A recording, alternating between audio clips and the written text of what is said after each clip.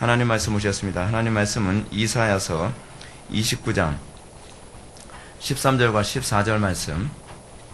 하나님 말씀은 이사야서 29장 13절과 14절 말씀. 구약성경 제 성경으로는 1000페이지입니다. 구약성경 1000페이지 이사야서 29장 13절과 14절 말씀 찾으셨으면 제가 봉독하겠습니다. 주께서 이르시되 이 백성이 입으로는 나를 가까이하여 입술로는 나를 공경하나 그들의 마음은 내게서 멀리 떠났나니 그들이 나를 경외함은 사람의 계명으로 가르침을 받았을 뿐이라. 그러므로 내가 이 백성 중에 기이한 일 곧 기이하고 가장 기이한 일을 다시 행하리니 그들 중에서 지혜자의 지혜가 없어지고 명철자의 총명이 가려지리라. 아멘. 이 시간은 기독교 강요 제3권 20장 기도에 관한 부분입니다. 기도와 노래 그리고 언어 사용의 문제를 살펴보도록 하겠습니다. 31절부터 33절까지 오늘 시간 보도록 하겠습니다. 기도와 노래 그리고 언어 사용의 문제. 우리는 계속 기도에 관한 부분을 살펴보고 있습니다. 근데 우리가 이 기도에 관한 부분에서 칼빈이 오늘 언급하는 부분은 세 가지를 언급합니다. 그게 뭐냐 하면 기도와 찬송과 방언에 관한 문제입니다. 기도와 찬송과 방언에 관한 문제는 사실은 굉장히 우리가 많이 관심을 갖는 부분이고, 그리고 이 부분은 어떻게 해석해야 되는 부분에 관해서 굉장히 민감한 부분이 아닐 수가 없습니다. 특히 칼빈이 여기서 첫 번째로 언급하는 부분이 뭐냐 하면 찬송이 단순히 우리의 유흥적 요소로 주어진 것이 아니라는 것입니다. 우리는 간혹 가다가 우리는 준비 찬송이라는 말도 많이 사용합니다. 찬송이 마치 어떤 프로그램을 시작하기 전에 사람들이 앞에서 그냥 노래 부르면서 프로그램이 시작하길 기다리기 위해 사용되어지는 일종의 옵션처럼 그렇게 이해되어지는 경향도 많이 있다는 것이죠. 그러니까 찬송이라는 기능이 어떤 의미로 우리에게 주어진 기능인지조차도 제대로 이해를 못하고 그냥 교회에서 아무 어떤 의식 없이 그냥 찬송을 사용하고 있다는 것입니다. 근데 제가 자주 여러분한테 언급하는 것처럼 우리는 찬송을 시작함과 동시에 예배를 시작하는 것으로 이해해야만 합니다. 그래서 우리는 이렇게 생각하지 않습니까? 아직 예배 시작하지 않았으니까 찬송 때 그냥 들어오면 되지. 사실 그게 아니라 사실은 찬송이 이미 예배입니다. 찬송이라는 것 자체가 예배의 요소예요. 그렇기 때문에 우리가 찬송에 얼마나 신중을 기해야 되는지 압니다. 우리는 예배 때는 신중하게 예배에 참석한다고 하는데 찬송 부를 때는 부산하고 장난치고 옆 사람 쳐다보고 뭐하고 그러면 안 된다는 것이죠. 이미 찬송에서부터 우리는 예배가 시작되는 겁니다. 근데 칼빈이 여기서 찬송을 기도의 요소로 다루고 있습니다. 그러니까 기도의 요소가 아니라 찬송을 그냥 기도로 다루고 있습니다. 그러니까 기도하는 방식의 차이죠. 지금 여기서 어떤 면에서는 칼빈은 기도가 어떤 양태로 나올 수 있는가를 얘기하는 것이기도 합니다. 우리가 흔히 얘기하는 그런 기도, 그 찬송이라는 기도, 방언이라는 기도, 이런 세 개의 방식을 이제 언급하고 있다고 생각하시면 될 겁니다. 자, 그런데 여기서 칼빈이 먼저 얘기하는 부분은 뭘까요? 31절, 기도에서 말하고 노래하는 문제. 그러므로 기도 중에 음성을 사용하고 노래를 사용하는 경우에 그것이 마음 깊은 감동에서 우러나오는 것이 아니면 하나님 앞에서 아무런 가치도 유익이 없다는 것은 너무나 분명해진다. 여러분, 우리가 어떤 소리를 질렀다고 해서 하나님이 그것을 기뻐하시고 영광을 받으실까요? 우리가 찬송을 했기 때문에, 또는 우리가 어떤 하나님께 영광 돌립니다 라고 하는 이런 말을 했기 때문에, 또는 우리가 성경을 소리내서 읽었기 때문에 하나님이 그것을 기뻐하신다고 생각하면 곤란합니다. 하나님께서는 우리의 소리를 기뻐하시는 것이 아니라 우리 속의 중심을 항상 기뻐하신다는 것을 기억해야만 합니다. 그래서 여기서도 얘기하는 것이 뭐냐면, 그러나 그들의 입술이나 목구멍에서 나오는 것만이라면 하나님의 진노를 불러일으키는 것밖에는 아무것도 아니다 라고 얘기합니다. 그러면서 언급하는 게 오늘 우리가 읽었던 본문입니다. 13절 보면 주께서 이르시되 이 백성의 입으로는 나를 가까이하여 입술로는 나를 공경하나 그들의 마음은 내게서 멀리 떠났으니 그들이 나를 경외하면 사람의 계명으로 가르침을 받았을 뿐이라. 여러분, 지금 이 이사야의 예언이 있을 당시의 정황이 어떤 역사적 상황인지 여러분 먼저 아셔야만 합니다. 이사야서 29장 13절부터 14절에 이 예언이 나오게 된 배경은 히스기야 왕이 종교개혁을 했을 당시입니다. 종교개혁을 해서 형식적인 그 우상숭배는 다 갈아엎었어요. 다 갈아엎어서 사람들이 이제는 더 이상 바알이나 아세라를 숭배하지 않고 다 하나님을 여호와를 숭배하는 종교적 시스템은 다 구축을 다시 한 거예요. 이것이 히스기야가 했던 종교개혁입니다. 근데 종교개혁은 그렇게 했는데 문제는 뭐냐면 사람들이 성전에 와가지고 하나님께 제사를 드리면서 마음은 개혁이 안 됐다는 거죠.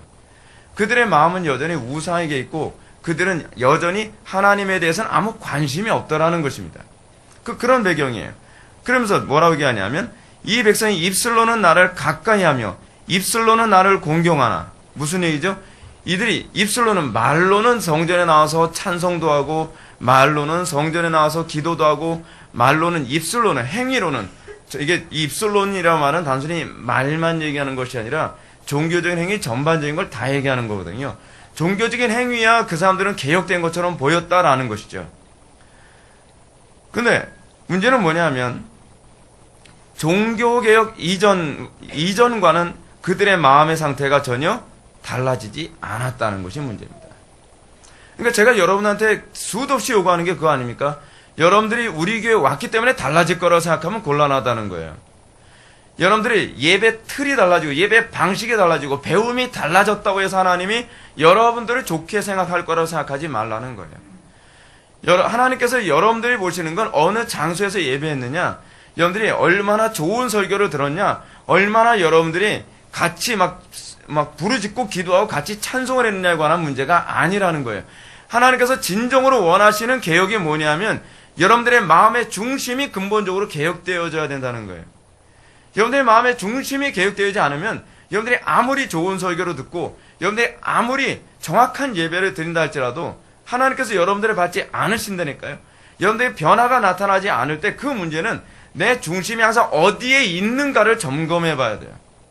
근데 문제는 뭐냐면 사람들은 내가 장소가 달라지고 다른 곳에서 예배하고 그리고 내가 아멘 하는 설교를 들었기 때문에 아멘 할 수 있는 설교를 들었기 때문에 하나님께서 기뻐하실 거라고 생각하는 거예요. 그렇지 않아요. 여러분, 그렇지 않아요. 절대로 그렇지 않습니다. 항상 여러분들의 관심을 가지는 것이 뭐냐면 여러분들의 마음이 어디에 있냐에 관한 문제예요. 지금 여기서 하나님께서는 뭐라고 말씀하시냐면 그들의 마음이 내게서 멀리 떠났나니. 무슨 얘기죠? 그들의 삶의 중심에. 제가 영접에 대한 표현을 제가 이렇게 표현했잖아요. 영접이 뭐라고요? 여러분들의 삶의 중심, 여러분들의 마음의 중심, 여러분들의 관심의 중심이 이제 어디로 가야 된다는 거예요? 그리스도에게로. 모든 것을 판단하고 모든 것을 결정할 때 여러분들은 하나님의 뜻을 찾아서 그것에 의해 판단과 결정과 모든 것이 항상 그리스도 안에 있어야 돼요. 그게 회개라 했죠. 그것이 영접이라 그랬죠. 우리는 자꾸 이렇게 생각하죠. 주님께서 나의 마음을 바꿔주시면 그렇게 하시는. 아니에요. 그 순서가 틀렸어요. 하나님은 우리에게 그렇게 말씀하신 적이 없어요. 성경 우리에게 그렇게 언급하지 않습니다. 먼저 너부터 회개하면 내가 하나님의 나라가 너에게 온다고 얘기하고 있어요. 회개가 먼저예요. 우리는 자꾸 이렇게 합리적으로 생각을 하려고 하죠. 아니에요. 하나님 그게 아니에요. 하나님께서 내 마음을 변화시켜줘야 돼요. 아니에요. 하나님은 그렇게 말씀하지 않으셨어요. 우리는 자꾸 인간의 논리 방식으로 생각을 해요. 그러니까 여러분들에게 변화가 안 나타나는 겁니다. 여러분들이 항상 관심을 가져야 되는 건 성경이 어떻게 우리에게 주도권을 행사하고 있느냐에 관한 문제예요. 성경이 우리에게 뭐부터 얘기하고 있습니까? 회개가 먼저라는 겁니다. 우리의 삶의 중심에 그리스도를 받아들이고 내 삶의 모든 중심에 그리스도께서 중심에 있도록 해야 되는 겁니다. 우리는 그 싸움을 해야만 합니다. 그러면서 우리는 주님이 하나님의 나라가 우리에게 임하는 것을 보게 되는 것이죠. 근데 여기서 보게 되면 이스라엘 백성들은 그들의 마음이 하나님에게서 여호와께서 멀리 떠났어요. 그리고 그들은 경외한다 하지만 그들의 경외함이 사람의 계명으로 가르침을 받았을 뿐이라고 얘기하는 거예요. 여기서 사람은 누구 얘기하는 거죠? 히스기야 왕이죠. 히스기야 왕. 히스기야 왕이 개혁하면서 이 폼에서 너희들 벗어나면 이제는 가차 없다라고 하니까 마지못해서 그냥 따라오고 순종하는 거예요. 마치 뭐하고 똑같죠? 여러분들이 우리 교회를 교회를 정했어요. 근데 제가 여러분한테 요구하죠. 여러분들 수요 예배, 금요 기도회, 주일날 예배, 오후 예배 참석 안 하면 이 부분에 대해서는 제가 강경하게 대하겠습니다. 그러니까 어떻게 하죠, 여러분들은요? 마지못해서 따라오죠. 마지못해서. 하나님을 경외한다 하면서 자발적이고 기뻐하며 그리고 더 적극적으로 나오는 것이 아니라 자꾸 명분을 찾죠. 어떻게 하든지 내가 좀 빠져나갈 구멍을 자꾸 찾는 거예요. 담임 목사가 뭐라고 지적할 수 없는 빠져나갈 명분. 근데 담임 목사가 몰라서 얘기를 안 하는 게 아니에요. 그냥 여러분들 양심에 맡기는 거죠. 양심에 맡기는 거예요. 분명한 건 이거예요. 담임 목사가 여러분들을 볼 때 담임 목사 입장에서도 이거 잔소리 할 수도 없고 안 할 수도 없고 라고 한다면 하나님의 입장에서는 안 봐도 비디오예요. 그렇지 않습니까? 담임 목사가 보기에도 여러분들이 하나님을 경외함이 불성실해서 이거 말을 해야 돼 말아야 돼 하면서 참고 참을 정도라고 한다면 여러분 하나님의 안목에서는 오죽하겠습니까? 여러분들이 분명히 아셔야 되는 건 여러분들의 중심이 하나님께 있으면 여러분들은요 담임 목사가 여러분들에게 잔소리할 정도의 수준은 절대로 가지 않는다는 것입니다. 걱정스러워할 수준이 되지 않아요. 근데 걱정스러울 정도로 자꾸 요리 빠져나오고 저리 빠져나오고 어찌하든지 순종을 한다고 하는데 뭐 여러 가지 핑계대죠. 뭐 아파서 못 나온다는데 제가 뭐라 그러겠어요. 그거 가지고 뭐라 그러면 또 이 교회 정죄한다 그러죠. 뭐 사랑이 없다 그러죠. 그러니까 뭐 어쩔 수 없는 거죠. 뭐 직장 생활 때문에 어쩔 수 없었다 그러면 뭐 어쩔 수 없다 그러는데 뭐 어떻게 하겠어요. 그렇다고 해서 제가 뭐 그거 가지고 뭐라고 할 수도 없고. 그러면 여러분 그게 여러분들이 좀 착각을 하고 있는 게 하나 있는 게 뭐냐면 그게 담임 목사를 여러분 좋게 하자고 하는 게 아니에요. 제가 여러분한테 그런 말씀 드리는 건 여러분들이 궁극적으로 목표라는 건 하나님의 영광이고 여러분들의 유익이에요. 담임 목사가 항상 여러분들에게 그런 걸 요구하는 건 여러분들의 유익을 위해서예요. 분명한 것은 여러분들의 경건이 흐트러지면 여러분들 언젠가 갑자기 한순간에 무너진다는 겁니다. 갑자기 한순간에 무너졌을 때 여러분 저는 책임 못 져요. 왜냐하면 저는 이미 여러분한테 얘기했거든요. 그러면 안 된다고. 기도 쉬면 안 된다고. 그 여러분들 예배 빠지면 안 된다고. 여러분들 경건생활 흐트러지게 하면 안 된다고 여러분들 얘기했죠. 근데 여러분들이 그거에 대해서 복종을 안 하고 요령을 피는, 저는 그래서 제가 제일 싫어하는 성격이 뭐냐면요, 요리조리 핑계대고 요령 피는 성격은요 저 굉장히 싫어요. 진짜 요령 피는 그 스타일은요 약이 없어요. 약이 뭐 이유를 잘 갖다 붙이는, 제가 여러분한테 말씀드리지 않았습니까? 신앙생활에서든 사회생활에서든 이유를 갖다 붙이는 사람 치고 성공하는 사람 없어요. 사회에서도 인정받는 사람 없어요. 직장생활에도 한번 보십시오. 여러분 이유 갖다 붙이는 사람, 직장 상사들이 뭐라고 얘기 안 하지만 이미 그 사람 눈 밖에 나가요. 이유 잘 갖다 붙인 사람 속으로 그러죠. 아, 핑계대는데 천재야 천재. 근데 여러분 하나님과의 관계 안에서는요 핑계가 없어요. 하나님과의 관계 안에서는 내가 어찌하든 하나님을 기쁘시게 해드리고 어찌하든 내가 하나님의 영광 위에 살고자 하는 이 중심이 항상 더 온전히 향해 달려가려고 했을 때 그때 여러분들 신앙은 보장되는 것이고 그때 여러분들은 정말 하나님께서 더 가까이 나아가게 되는 것이죠. 자녀를 키우는 문제에 관해서도 제가 누누이 말씀드리지만 자녀 키우는 문제에 관해서 여러분들 여러 가지 이유를 갖다 붙입니다. 근데요 하나님 앞에서 핑계를 대셔야지 담임 목사 앞에서 핑계 대려고 하면 소용없습니다. 왜냐하면 그거는 하나님 앞에 심판받아야 될 문제지 담임 목사 심판해야 될 사람은 아니거든요. 담임 목사는요 여러분들이 살아있고 제가 살아있는 동안에 여러분들을 하나님의 말씀대로 인도하기 위한 가이드로 부름받은 존재이지 심판자는 아니거든요. 그렇기 때문에 여러분들이 어린아이처럼 순종하고 어린아이처럼 하나님의 말씀을 따르는 자가 정말 복되다는 것을 믿으시기 바랍니다. 예. 자, 근데 지금 여기서 이 이스라엘 백성들은, 그러니까 남유다죠. 남유다는 이렇게 하나님의 말씀에 그러니까 하나님을 경외하고 하나님께 뭐 예배를 하고 공경한다 하지만 겉모양만 폼만 그럴싸하게 하고 실질적으로 하나님께 하지 아니함으로 어떤 저주가 그들에게 예언됐는가를 14절 말씀 다시 한번 읽겠습니다. 시작.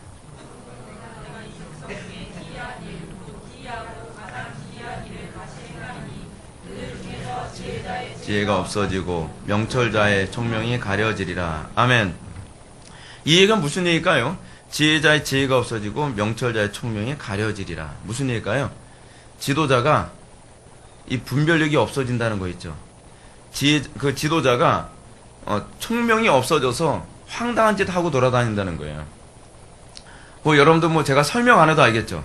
예. 뭐 요즘 비일비재하게 일어나지 않습니까? 저는 개인적으로 봤을 때, 제가 봤을 땐요, 위에서 윗자리에 앉았다고 하는 사람이 위에 대통령부터 시작해서 뭐 국회의원이고 뭐고 난 사람이 없어요. 난 사람이. 뭐 법원 쪽에 있는 사람들도 그렇고 검찰 쪽에 있는 사람도 그렇고 제가 이렇게 그 신문 요즘 신문도 막 짜증나서 별로 안 보고 싶은데 보면은요. 이 양반들이 정말 나라를 사랑하는 마음이 있는 사람들인가 하는 생각이 굉장히 많이 들어요. 근데 왜 그럴까요? 이거 그대로요. 그대로. 남 탓할 거 아니란 얘기예요. 누구 문제라는 거예요? 실제로 여러분 한국교회교인들 이렇게 신앙생활 하잖아요. 한국교회교인들. 외식이 얼마나 극치인데요. 외식이. 신앙생활 하는 거 여러분 그럴싸하죠. 찬양도 겉으로야 그럴싸하죠. 근데 그 마음속에 하나님 경외함이 없어요. 하나님 말씀대로 자녀 양육하라 해도 절대로 그렇게 양육 안 하죠. 하나님 말씀대로 순종하라 해도 절대로 그렇게 순종 안 하죠. 겉으로야 하나님을 입술로는 공경하지만 실제로 그 마음의 중심은 하나님으로부터 멀리 떠난 상태가 지금 한국교회 모습 아닙니까? 누굴 탓할 문제가 아니라는 거죠. 근데 이 예언이 실제로 어떻게 일어나는가 우리 한번 좀 볼까요? 열왕기 하 21장 1절부터 9절 보시겠습니다. 열왕기 하입니다.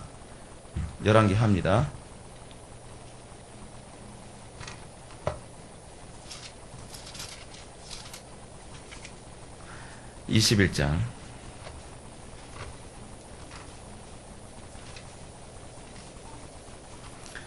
열왕기하 21장 1절부터 9절까지 한번 보실까요? 실제로 어떤 식으로 남유다에 하나님의 저주가 임한 날 보겠습니다. 므낫세가 왕이 될 때, 므낫세가 누구냐면 히스기야 왕 다음 왕입니다. 히스기야 다음 왕. 여러분 우리가 흔히 이렇게 생각하죠. 히스기야 왕이 개혁적이었고 히스기야 왕이 정말 하나님 경외하는 왕이었으면 아들도 그럴 법할 거라고 생각하잖아요. 그렇죠? 아들도 그럴 법할 거라고 생각하는데 히스기야 왕의 아들 므낫세는 그렇지 않았어요. 근데 그 이유가 뭐예요? 므낫세가 그렇게 된 이유가 사실은 왕의 문제가 아니라 히스기야 왕의 문제가 아니라 그 백성들이 문제였다는 거예요. 그 백성들이 입술로는 하나님을 공경하되 그 마음은 멀어진 소위 외식적인 종교인들이었기 때문에 하나님이 그런 총명이 그들에서 떠나간 어리석은 임금과 그리고 어리석은 신하들을 하나님께서 포진시켰다는 거예요. 보십시오. 므낫세가 왕이 될 때 나이가 20세라 예루살렘에서 50년간 다스리니라. 그의 어머니의 이름은 헵시바더라. 므낫세가 여호와 보시기에 악을 행하여 여호와께서 이스라엘 자손 앞에서 쫓아내신 이방 사람의 가증한 일을 따라서 그의 아버지 히스기야가 헐어버린 산당들을 다시 세우며 얼마나 어리석습니까? 이 어리석은 짓을 하잖아요. 어리석은 짓. 근데 왜 하는 거예요? 예언대로 된 거예요. 예언대로 됐다라고 하는 이 표현은 무슨 표현이냐면 하나님의 축복과 저주의 언약 신명기 28장에 나오는 축복과 저주의 언약이 그대로 성취됐다는 걸 지금 보여주고 있는 거예요. 므낫세가 여호와 보시기에 악을 행하여 여호와께서 쫓아내신 이방 사람들의 가증한 일에 따라서 그의 아버지 히스기야가 헐어버린 산당들을 다시 세우며 이스라엘의 왕 아하브의 행위를 따라 바알을 위하여 제단을 쌓으며 아세라 목상을 만들며 하늘의 1월 성신을 경배하며 섬기며 여호와께서 전에 이르시기를 내가 내 이름을 예루살렘에 두리라 하신 여호와의 성전에 제단들을 쌓고 또 여호와의 성전 두 마당에 하늘의 1월 성신을 위하여 제단들을 쌓고 아주 미친 짓을 하는 거죠. 또 자기 아들을 불 가운데로 지나가게 하며 점치며 사수로 행하며 신접한 자 박수를 신임하여 여호와께서 보시기에 악을 많이 행하여 그 진노를 일으켰으며 또 자기가 만든 아로색인 아세라 목상을 성전에 세웠더라. 여쪽에 여호와께서 이 성전에 대하여 다윗과 그의 아들 솔로몬에게 이르시기를 내가 이스라엘의 모든 지파 중에서 택한 이 성전과 예루살렘에 내 이름을 영원히 둘지라.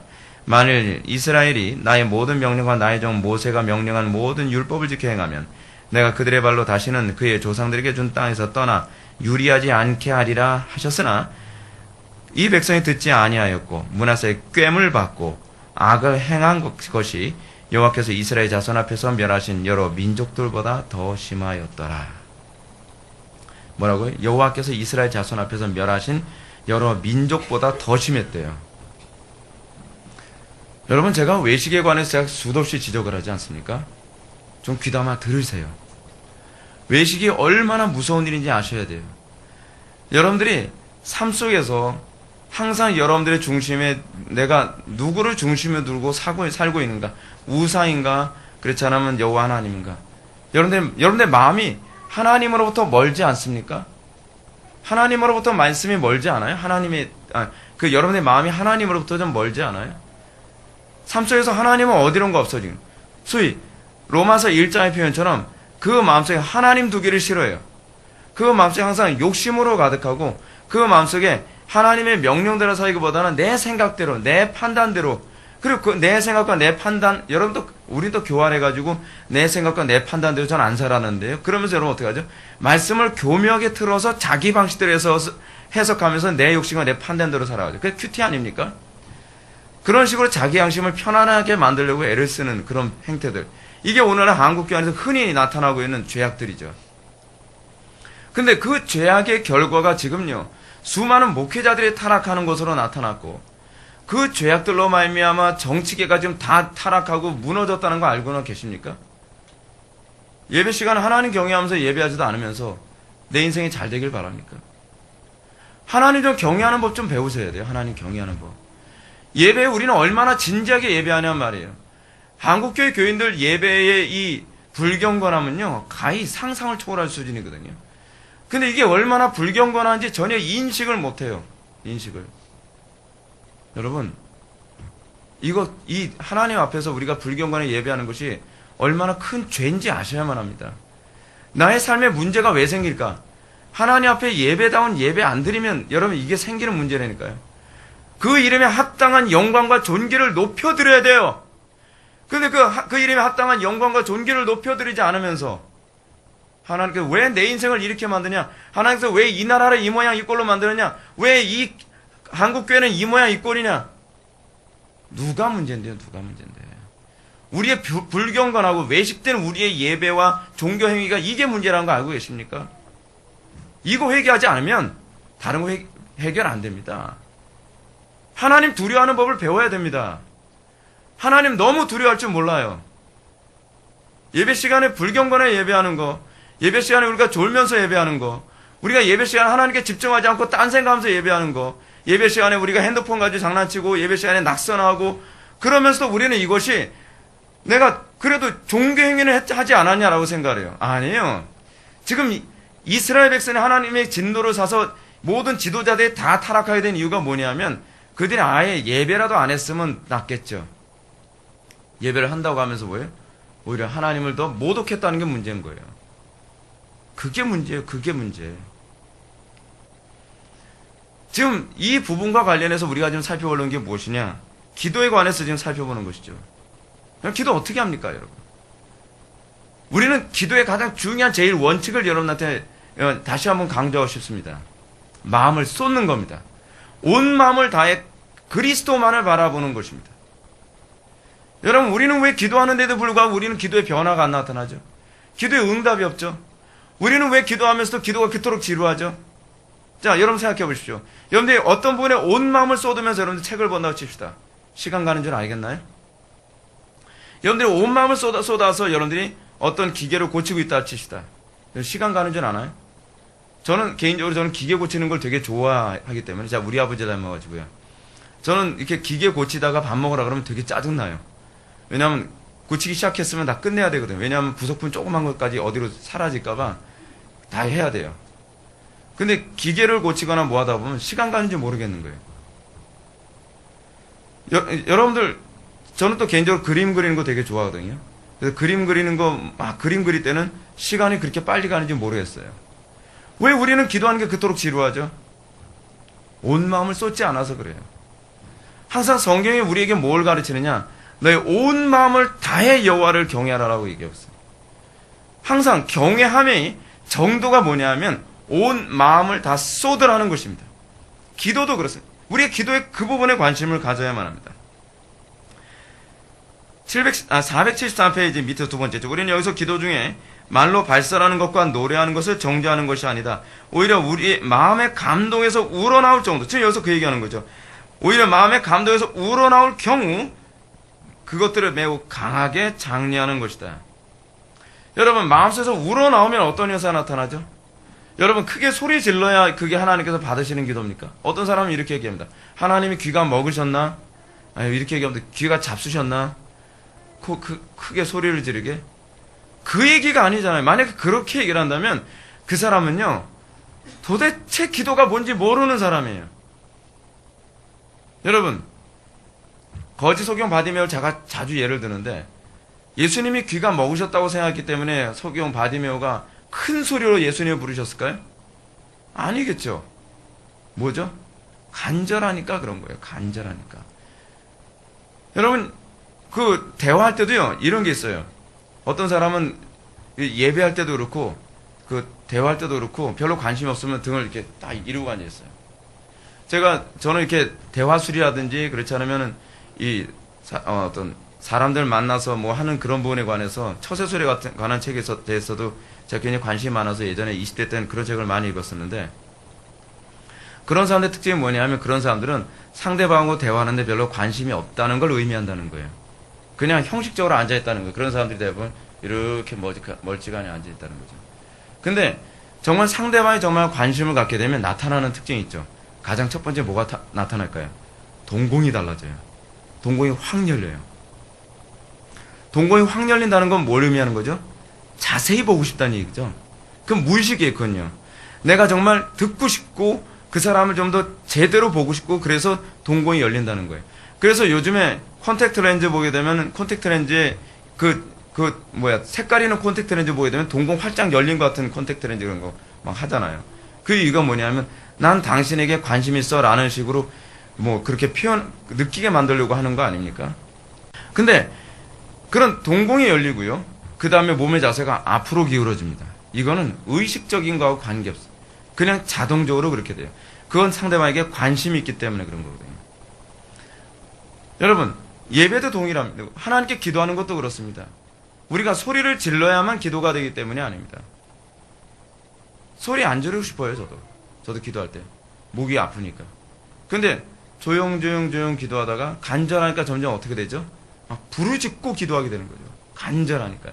마음이 너무 뜨거우니까. 지금 여기서도 지금 칼빈이 얘기하는 게 그겁니다. 우리의 마음이 정말 하나님으로부터 우리 가슴이 뜨거워졌다고 한다면 여러분 부르짖고 기도가 안 할 수가 없는 거죠. 우리 신앙의 선배들 얼마나 부르짖고 기도 많이 했는데요. 손혜원 목사님, 주기초 목사님, 우리가 아는 길선주 목사님 그런 분들 다 부르짖고 기도했던 분들이에요. 언제부턴가 우리는 부르짖고 기도하면 무슨 광신자 취급을 하는데 그런 무식한 소리 좀 하지 말라 그래요. 제가 이제 좀 이따 그 부분에 관해서는 다 다룰 거예요. 오늘 제가 작심을 하고서 제가 지금 준비를 했는데, 그래서 오늘은 하루 종일 기도에 관한 자료를 찾아서 제가 지금 다 정리했어요, 지금요. 그래서 사실 마음이란 불안정하고 변화가 많기 때문에 여러 가지 수단을 통해서 도움을 받지 않으면 이리저리로 흐트러지기 일수인 것이다. 여러분, 우리가 기도할 때 부르짖고 기도하는 이유 중 하나, 제가 여러분한테 이렇게 얘기합니다. 기도 맹수할 때 제가 억지로 붙들고서 부르짖고 기도해 제가 막 그런단 말이에요. 근데 왜 부르짖고 기도하려느냐? 부르짖고 기도할 때 집중이 잘 되거든요. 남의 소리가 안 들려요. 그리고 부르짖고 기도하는 것에 관해서 청교도들도 이름이 뭐였죠? 그 사람이 무슨 빈센트였는데 그 사람도 뭐라고 얘기하냐면 우리가 부르짖고 기도하는 것을 통해서 내 소리를 듣고 우리의 마음이 더욱더 간절해진다라고 얘기하고 있어요. 꼭 죽쓰는 사람들 치고 부르짖고 기도하는 사람들이 별로 없어요. 그냥 소리도 죽쓰듯이 기도하죠. 그 소리만 들어도 옆에 사람이 졸려요. 옆에 사람이. 그러니까 여러분 우리가 정말 간절히 기도할 때 부르짖고 기도하는 것이 얼마나 유익이 있는지 모릅니다. 실제 제가 중고등부 사역하면서도 제가 수도 없이 경험을 해봤는데 애들이 기도가 안 된대요. 기도 안 되면 제가 항상 기도 초보들한테 항상 처음에 하는 게 뭐냐면 부르짖어 기도해. 그럼 잘 안 해요. 저 해본 적이 없어. 지금 해봐. 제가 막 몰아붙여요 막. 그럼 못하겠어요. 못하긴 뭘 못해. 내 손 잡아. 같이 기도하자. 그래서 그래서 걔 때문에 목소리 다 쉰다니까요. 원래 이 목소리가 아니었어요. 제 목소리가. 걔네들 때문에 다. 근데 걔네들 붙들고 막 기도하다 보면 걔들이 막 부르짖고 기도하면서 기도가 터지는 거예요. 여러분들 중에도 그거 경험해 본 사람 있죠? 그렇게 되는 거예요. 그렇게. 그러면서 하나님께만 딱 집중하게 된단 말이에요. 순종이 제사보다 낫다는 건 제가 청소년들을 제가 양육하면서 제가 매번 느껴요. 청소년들은요, 시키면 시키는 대로예요. 그러다 보니까 은혜를 잘 받아요. 근데 나이 먹으면 좀 자꾸 자기 방식대로 가려고 그래요. 그러니까 은혜를 못 받죠. 저 목사 탓하지 마세요. 어린아이처럼 해서 나쁠 게 없어요. 그럼 여기서 사실은 칼빈이 발성기도의 필요성도 사실은 은혜주에 내포하고 있는 것이기도 합니다. 그래서 칼빈이 32절에서 교회에서 노래하는 문제에 관해서 얘기합니다. 이번에 와서 간단하게 얘기할게요. 476페이지로 넘어갑시다. 중간 패러그래프, 두 번째 패러그래프예요. 그래서 위에서 네 번째 줄. 그러나 우리의 귀가 그 노래의 가사의 영적 의미보다는 그 곡조에 더 솔깃해지지 않도록 매우 조심해야 할 것이다. 여러분, 우리가 찬송이 굉장히 중요한 이유를 말씀드릴게요. 여러분, 우리는 지금 개혁교회 안에서 시편 찬송가만 불러야 된다, 아니다, 찬송가도 불러도 된다, 이거 가지고 팽팽하게 대립을 하는데 왜 그런 쓸데없는 대립을 하는지는 잘 모르겠어요. 시편 찬송도 좋고요. 그리고 찬송가도 좋아요. 왜 그러냐면 시편 찬송이나 찬송가가 가지고 있는 특징이 뭐냐면 우리로 하여금 묵상하며 기도할 수 있게 한다는 거예요. 여러분, 언젠가 로버트 머레이 맥체인 목사님이 기도에 관해서 이렇게 얘기한 적이 있었습니다. 로버트 머레이 맥체인 목사님이 성경을 읽다가 그 하나님의 말씀이 내 가슴에 뜨겁게 와닿으면 더 성경 말씀을 진행하기보다는 그 자리에서 무릎을 꿇고 주여 이 말씀이 나에게 성취되게 해주십시오. 그 뜨거운 마음이 사라지기 전에 그 말씀을 묵상하며 그것이 기도 제목이 돼서 기도한다는 것이죠. 그런 차원에서 시편 찬송이 기도에 유익이 돼요. 왜냐하면 시편 찬송은 시편에는 성경 구절 가지고 기도하는 거니까요. 찬송이지만 기도하는 거예요. 여러분 시편 찬송을 보게 되면 시편 찬송이 굉장히 그레고리안 성가 같은 느낌 듭니다. 그 곡이 쭉 가다 갑자기 확 올라갔다 쭉 가다 쭉 내려가고 막 그래요, 그게. 그래서 무슨 그레고리안 성가 같고 막 그러거든요. 그 제네바 찬송시 같은 제네바 시편 찬송 같은 경우에도 그 당시에 음을 사용했기 때문에 음이 굉장히 고전적인 느낌이 들어요. 근데 이유가 있어요. 왜 그렇게 했는지. 그 이유는 뭐냐면 가사에 집중하기 위해서예요. 자꾸 곡이 올라왔다 내려왔다 올라왔다 내려왔다 이게 막 기복이 너무 심하면 사람들이 이 비트에 흠뻑 빠져가지고 가사를 집중하지 못하고 막 그 음에만 막 흥에 겨워가지고서 찬송을 하면서 뭔가 겉돈다는 것이죠. 그래서 시편 찬송은 대부분 음이 그냥 그 시편 찬송에 이제 비슷한 그 곡이 있죠. 여호와 하나님 하늘에 계시고 이런 곡. 이게 음이 쭉 가다 갑자기 올랐다 쭉 이렇게 가요. 칼빈이 지금 여기서 얘기하는 것이 뭐냐면 우리의 귀가 그 노래의 가사의 영적 의미보다 그 곡조에 더 솔깃해지지 않도록 매우 조심해야 된다. 그래서 작사하는 것도 중요해요. 가사를 잘 작사해야 되는 것도 중요하지만 작곡이 중요한 이유가 거기 있다는 거예요. 작곡은 궁극적으로 그 가사를 서포트해줘서 그 가사를 더 잘 집중하고 그 가사를 더 정확하게 묵상할 수 있도록 돕는 역할로서 끝나야지 그 곡 자체가 괜히 흥에 겨워가지고 우리는 예를 들어서 그런 거 있지 않습니까? 생명 죽게 있네 그런 창 같은 생명 죽게 있네 여러분 어떻습니까? 그 곡이요. 뭘 어떻게 해야 될 것 같아요? 몸이 뭔가 이래야 될 것 같은 느낌이 들지 않습니까? 실제로 그 곡 자체가 우리에게 그걸 지금 강요하고 있는 거예요. 사실은 그 가사 자체에 우리는 전혀 여러분 생명 죽게 있나 하고 이거하고 이게 맞습니까? 안 맞죠? 전혀 안 맞아요. 그건 그냥 우리의 육신을 흥겹게 만드는 것으로 끝내버리는 거예요. 그러니까 그런 곡 많이 부르는 교회 청년들 치고 이렇게 얘기하면 또 누구 상처받을 것 같은데 한국 교회 교인들 이게 인터넷으로 하니까 그러니까 이상한 신앙생활 하는 사람들이 자꾸 많은 거예요. 사실이거든요. 이거 다른 교회 성도도 상처받아도 어쩔 수 없어요. 이 곡 자체가 가사만 집중하면서 그 가사의 경건성이 우리에게 싹 들어오게 만들어야 돼요. 들어오게. 칼빈이 지금 그걸 얘기하고 있는 것입니다. 그 다음 패러그래프 한번 보시게 되면 그러므로 이렇게 적당한 정도가 지켜진다면 노래하는 것이야말로 의심의 여지 없이 지극히 거룩하고 유익한 일이 하겠다. 여러분 지금 칼빈이 앞에서 뭐라고 얘기하냐면 아우구스티누스 32페이지 두 번째 패러그래프 보게 되면 475페이지 32절의 두 번째 패러그래프 아우구스티누스는 이러한 찬송의 행위가 보편적으로 행해지지 않았다는 사실을 증거하고 있다. 그는 밀라노 교회는 암브로시우스 때에 와서야 비로소 처음 노래를 하기 시작했다고 진술한다. 그러니까 밀라노 시대 때 암브로스 시대에 비로소 이 찬송이라는 것이 나온 거예요. 곡조에 맞춰서 노래를 부르는 개념이 거기에 나온다는 거예요. 그래서 칼빈 당시에는 악기 사용까지도 금했습니다. 악기 사용하는 것도 굉장히 조심스럽게 생각했거든요. 지금 여기서 보게 되면 우리의 귀가 그 노래 가사의 영적 의미보다 곡조에도 솔깃한다고 했을 때 여기서 악기를 염두에 둔 게 아니에요. 곡조만 염두에 둔 거예요. 칼빈 당시는요. 근데 칼빈 당시는 그래서 이 그리스도파 같은 경우에는 지금도 그런지 모르겠는데 무악기파, 유악기파 나눠지지 않았습니까? 우리 어머니가 옛날에 천일시대 때 다녔던 교회가 그리스도 교회였거든요. 그래서 그리스도 교회 거기서 무악기파 교회를 다녔었다고 제가 들었던 것 같아요. 근데 그 정도로 악기를 잘못 사용하면 우리가 소위 가사 자체가 집중하는 것이 기도인데 기도를 하는데 심각한 어려움을 줄 수 있다는 거예요. 그래서 로이 존스 목사님 당시에 로이 존스 목사님이 이제 20세기 초중반에 살았던 분 아닙니까? 이분이 81년도에 세상 떠나셨는데 로이 존스 목사님 당시에 아주 중요한 이슈가 뭐였냐면 교회 안에서 오르간 사용하는 것이 옳으냐 옳지 않냐에 관한 문제를 굉장히 중요시 여겼어요. 오르간 사용하는 문제. 근데 이 문제에 관해서 많은 이견이 있었고 그거에 관해서 로이 존스 목사님이 뭐라고 말씀하시냐면 오르간을 사용하느냐 사용하지 않느냐가 중요한 것이 아니라 첫 번째로 그 곡이 정말 경건한 곡이냐가 첫 번째 관심사였고 두 번째 뭐냐면 그 오르간을 반주하는 자가 거듭난 사람이냐 아니냐 정말 하나님을 경외하는 사람이냐 아니냐가 중요하다라고 얘기를 해요. 전 그거 굉장히 공감해요. 같은 찬송가를 그 반주를 하더라도 영적인 사이클이 안 맞으면 제가 찬양 인도할 때 굉장히 힘들거든요.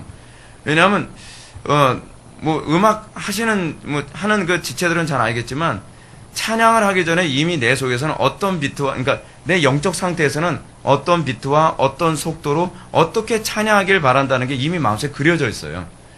근데 이게 반주자고 잘 사이클이 안 맞으면 굉장히 힘든 거예요. 왜냐하면 내가 가지고 있는 영적인 어떤 영향력이 반감되거나 그렇지 않으면 떨어져 버리고 말거든요.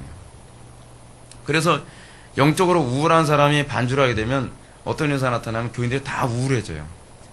이게 우울한 것과 경건한 게 이게 구분이 잘 안 되는 거죠. 그리고 그 가벼운 사람이 반주를 하게 되면 이 반주다 되게 부담스럽겠네. 네. 가벼운 사람이 반주를 하게 되면 분위기가 뭔가 자꾸 가벼워지는 이런 현상이 나타나요. 근데 그건요 부정할 수가 없어요.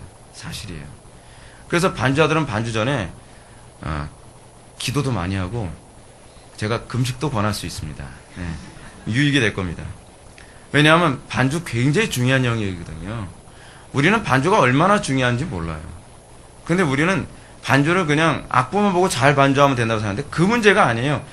악보를 보더라도 그 악보의 영적인 필이 느껴져야 돼요. 영적인 필이에요. 그 가사의 필이 느껴져야 돼요. 어느 민족 누구에게 여러분 예를 들어서 그걸 반주를 한다고 칩시다. 근데 나는 비장함이 전혀 없어요. 그럼 어떻게 반주할까요? 아무 밋밋하게 나 느낌 없이 그냥 막 반주하겠죠. 그럼 이게 좀 문제가 심각해지는 거죠. 심각해지는 거예요. 우리는 찬송할 때 정말 사명감과 비장함을 가지고 찬송하기 원하는데 반주는 어느 민족 막 이런 식으로 가버리면 그냥 이 비장함이 싹 사라져 버리는 거 아니겠습니까? 근데 이런 문제인 거예요. 이런 문제. 칼빈은 지금 그런 부분. 칼빈은 사실은 굉장히 음악의 문외한이라고 얘기하는데 음악의 문외한임에도 음악을 아주 잘했던 사람이 누구냐면 쯔윙글리 아예 음악가였거든요. 쯔윙글리나 루터가 그 대단한 음악가였습니다. 근데 쯔윙글리 같은 경우가 이제 무악기파를 주장했던 사람이에요. 그 이유가 뭐냐면 음악의 힘을 누구보다 잘 알고 있는 사람이기 때문에 교회 안에 음악이 잘못 들어오면 교회가 초토화된다는 걸 누구보다 더 잘 알았던 사람이에요. 그래서 쯔윙글리는 아예 교회 안에서 악기 사용하면 안 된다까지 얘기했어요. 근데 그 사람이 음악에 무지해서가 아니라 그 사람 아예 음악가였거든요. 음악가. 그럼에도 불구하고 종교개혁자들은 악기 사용이나 반주, 음악의 문제에 관해서 굉장히 신중했다는 것을 좀 기억해야만 합니다.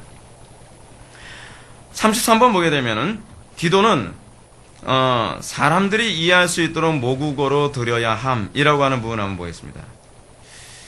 이 부분이 이제 한 가지 문제가 되고 있습니다.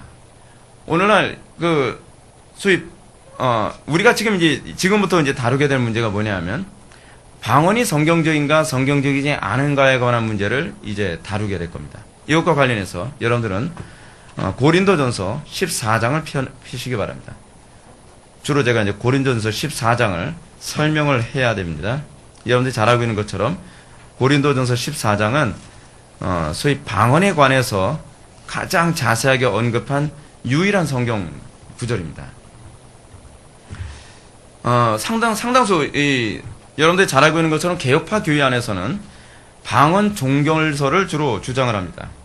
근데 이 방언 종결설을 주장할 때 방언 종결설을 먼저 이해할 것이 아니라 은사 지속론이냐 은사 중단론이냐라고 하는 이 논의부터 먼저 시작을 해야만 합니다.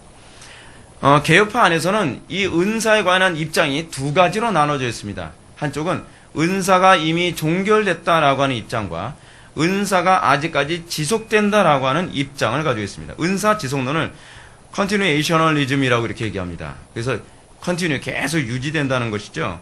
그리고 은사 중단론은 세세이션리즘이라고 해서 이게 계속 끝났다, 중단됐다라고 하는 그런 입장을 취하고 있습니다. 그러면 은사가 지속되고 있다라고 하는 입장을 추구하고 있는 학자는 누구인가? 먼저 여러분들 들어보면 아주 반가운 사람들입니다. 주로 루터, 칼빈, 그리고 영국의 청교도들, 그리고 미국의 청교도들이에요. 이 사람들은 그러니까 청교도들 그룹들과 그리고 초기 개혁자들은 은사가 여전히 존재한다라고 주장하는 사람들입니다. 그래서 구체적인 이름을 대면 이 은사가 지속된다라고 하는 입장을 추구했던 사람들이 어거스틴이라든지 조나단 에드워즈, 존 웨슬리, 조지 휘필드, 찰스 피니, 그리고 무디, 그리고 요한 크리스토프 볼룸 하르트, 그리고 마틴 로이드 존스, 그리고 벌카워, 존 스토트, 웨인 그루뎀, 그리고 존 파이퍼, 박윤선 박사, 차영배 박사, 뭐 이런 유형의 사람들이에요. 사실은 우리가 이쪽 계열입니다. 사실은 제가 추구하는 계열이 이쪽 계열이에요.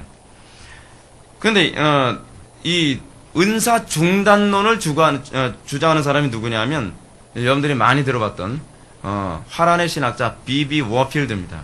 근데 B.B. 워필드가 좀 신학적으로 문제가 있어요. 약간 어떤 문제가 있냐면 B.B. 워필드는요, 이 사람이 어떤 입장을 어떤 중요한 문제를 가지고 있냐면 뭐더라? 유신론적 진화론자예요, 이 사람이요. B.B. 워필드가. 그래서 B.B. 워필드가 유신론적 진화론을 추구하다 보니까 은사 중단론에 관한 이런 개념도 그 관점에서 지금 얘기하고 있는 거예요. 하여간 은사 중단론과 관련된 사람이 B.B. 워필드, 제임스 패커, 존 메가더, 뭐 이런 사람들인데 주로 이제 존 메가더 같은 이런 분들이 이분도 개혁주의 쪽의 입장을 취하고 있는데 이분은 세대주의예요, 사실은요. 존 메가더 목사님이 세대주의적 입장을 가지고 있다 보니까 이 세대주의적 관점에서 이 은사에 관한 해석을 하고 있어요. 그래서 이 부분에 대해서는 소위 북미나 영국의 청교도들하고 충돌을 일으키는 이유가 바로 거기에 있습니다. 그래서 은사 중단론을 얘기하는 학자들을 얘기한다면 아브라함 카이퍼, 제임스 패커, 안토니 후쿠마, 제가 굉장히 좋아하는 사람들인데 안토니 후쿠마도 그렇고 존 월브이, 그리고 존 메가더, 노만 가이슬러, 리차드 게핀, 토머스 레이먼드, 그리고 박형룡 박사, 정성구 박사, 서철원 박사, 이런 분들이 다 은사 중단론 쪽에 입장을 취하고 있는 분들입니다. 그런데 이 은사 중단론의 입장을 가지고 있는 사람들을 제가 반박을 한다면 이런 견해에 있는 사람들은 성경적이보다는 그들의 신학적 편견을 가지고서 거기다 갖다 맞춰요. 여러분들 아마 존 메가더 목사님이 은사에 관해서 쓴 글을 여러분들이 읽어본 분이 아마 있을 겁니다. 근데 존 메가더 목사님이 그러니까 방언에 이제 종결설에 관한 그런 글을 쓴 것을 여러분들 보게 될 텐데 제가 보면서 느낀 게 뭐냐면 너무 억지로 꿰맞췄다라는 느낌을 지울 수가 없었어요. 그러다 보니까 이제 뒤에서 다시 한번 잠깐 언급하였지만 존 메가더 목사님은 고린도전서 14장에 나오는 방언을 외국어라고 자꾸 우겨댑니다. 근데 외국어라고 우겨댈 수 있는 근거가 없어요, 사실은요. 좀 이따 제가 뒤에서 설명할 거예요. 그러다 보니까 이쪽에 여기서 고린도전서 14장에서 얘기하는 방언이 외국어라고 주장하는 이런 몇몇 학자들의 주장 때문에 여러분들 페이스북 같은 데를 뭐 보게 되면은 뭐 방언은 외국어다. 그것이 무슨 하늘의 언어냐 뭐 자꾸 이런 얘기 하는데 여러분 헬라어 원문으로 봐도 그렇지가 않아요, 여러분. 헬라어 원문 예를 들어서 제가 그 부분을 기록해놨으면 더 좋았을 뻔했는데 기록 안 하고서 제가 여러분한테 이거 설명해줘서 좀 약간 좀 아쉽긴 한데요. 13장 1절 한번 보시기 바랍니다. 내가 사람의 방언과 천사의 말을 할지라도 라고 되어 있죠. 근데 이 부분이 원래는 헬라어 원문으로 해석을 하면 어떻게 되냐면 내가 사람의 방언과 천사의 방언이에요. 그러니까 여기서 얘기하는 게 방언을 얘기하는 표현이에요. 사실은요. 고린도전서 13장에서 얘기하는 천사의 말이라고 하는 것이 헬라어 원문으로 보면 방언을 표현하는 방식이에요. 천사의 방언. 그런 말이에요. 그 지금 고린도 교회 안에서 자꾸 방언 문제가 대두되기 때문에 사도 바울이 방언을 하되 어떻게 해야 된다는 거예요? 사랑으로 해야 된다라고 하는 이런 부분을 설득해 나가기 위해서 13장 1절에서 내가 사람의 방언과 천사의 방언을 할지라도 사람의 방언은 뭐죠? 여기서 외국어라고 얘기할 수 있겠죠. 근데 이것은 천사의 말이에요. 천사의 방언. 이거는 고린도 교회 안에서 사용되는 이 방언에 관한 얘기를 지금 거론을 하고 있는 거예요. 그래서 14장에서 방언에 관한 얘기를 좀 더 구체적으로 얘기하는 거죠. 왜냐하면 방언을 한다고 하면서 사랑이 없이 방언하는 사람들이 생기고 그것을 교회에 자꾸 무리를 일으키는 사람들이 있으니까 사도 바울이 그걸 염두에 두고 아예 대놓고 찍어서 이 방언에 관한 문제를 이렇게 지적해서 얘기하고 있는 거예요. 근데 존 메가더 목사님은 이것이 방언이 고린도전서 13장에 나오는 방언은 그런 우리가 알아들 수 없는 영적인 그런 언어가 아니라 외국어다라고 자꾸 얘기를 하는데 외국어라고 우기면 참 좀 무리가 있는 부분이 뭐냐면 14장 2절에 보면 방언을 말하는 자는 사람에게 하지 아니하고 하나님께 하나니 우리 하나님께 외국어로 말합니까? 자기 나라 말로 해야 되는 게 더 좋지 않아요? 뭐 어떤 사람은 그런다고 치라 한동안 뭐 토익 준비하고 뭐 영어 공부할 때는 뭐 자꾸 영어로 해야 되기 때문에 기도도 영어로 막 했대요. 기도도 막 영어로 하고 꿈도 영어로 꾸고 막 그런데 하나님은 뭐라 했습니까? 이 가증된 인간 그러지 않겠습니까? 기도는 니네 나라 말로 해. 그러지 않겠어요? 말이 안 돼요. 말이 안 돼. 그래서 그래서 이는 알아듣는 자가 없고 영어로 비밀을 말함이라. 여러분 알아듣는 사람이 없는데 왜 우리가 굳이 외국어로 말을 해야 되겠습니까? 그리고 영어로 비밀을 말하면 여러분 영어로 얘기하면 0이고 한국말로 얘기하면 6입니까? 이건 말이 안 되는 거잖아요. 그러니까 존 메가더 목사님도 제가 존 메가더 목사님 굉장히 존경하고 제가 사랑하는데 이 부분에 대해서는 제가 동의가 안 돼요. 개인적으로. 근데 그럴 수밖에 없는 게 존 메가더 목사님이 가지고 있는 신학적 입장이 한쪽은 개혁주의면서 한쪽은 세대주의적 입장을 가지고 있다 보니까 종말론에 대한 해석의 입장에서도 제가 동의할 수 없고 이 부분도 사실 세대주의적 해석이거든요. 사실은. 그러다 보니까 종결론 쪽으로 세대주의적으로 해석하다 보니까 그렇게 결론이 나오게 되는 겁니다. 하여간 이 은사 중지론에 거두인 이 비비 워필드조차도 왜 은사 종결론을 얘기하는가? 그게 유실론적 진화론과 관련을 맺고 있어요. 세상사에 대해서 초자연적 개입을 인정하기보다는 오로지 다윈의 진화론의 적자생존 법칙을 거기에 적용해서 해석을 한 거예요. 그러니까 이제 은사 종결론으로 나와야 되겠죠. 왜냐하면 좀 더 진화되어야 되니까. 교회는 점점 진화되어야 된다고 생각하는 거거든요. 좀 심각한 문제를 갖고 있는 겁니다. 영국의 청교도 신학자인 제임스 패커는 성경 무어론을 강력히 주장한 이 워필드가 진화론 논쟁과 관련해서 역설적으로 유신론적 진화론을 첨예하는 것은 납득하기 어렵다라고 패커도 지적을 했어요.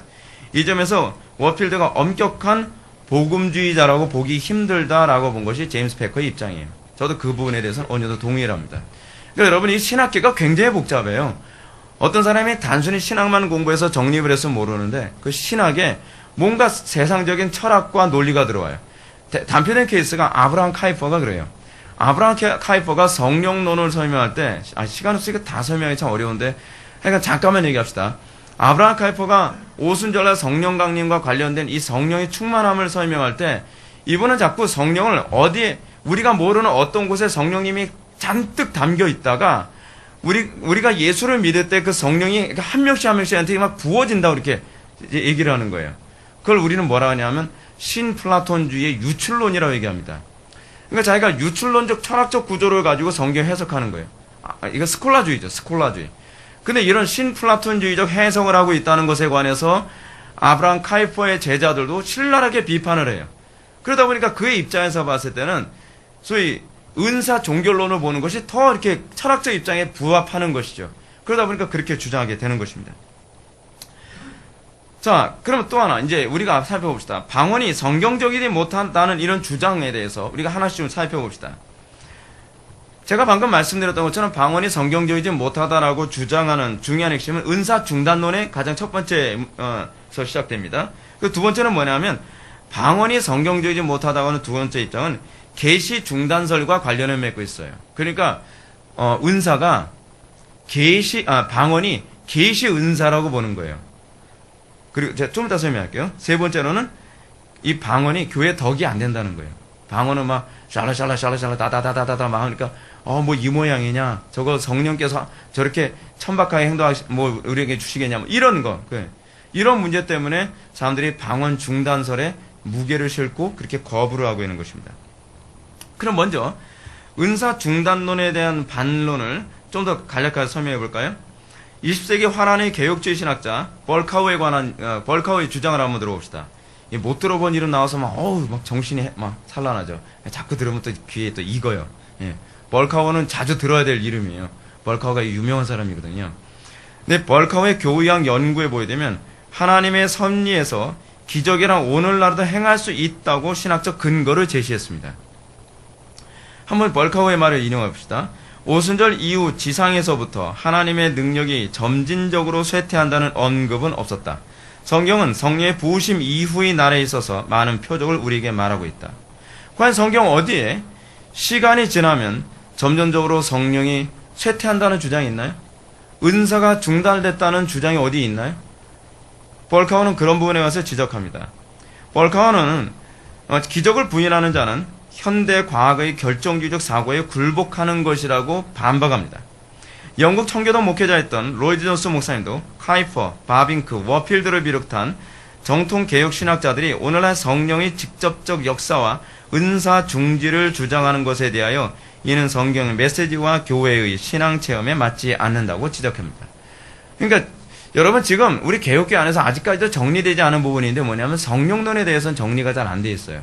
성령론의 다른 모든 부분은 어느 정도 정리가 되는데 성령론의 이 소위 은사론 그리고 성령 세례에 관한 문제 이 부분에 관해서는 자꾸 주장이 많이 엇갈리고 있거든요. 그래서 이 부분은 아직까지도 진행형이지 완성형이 아니에요.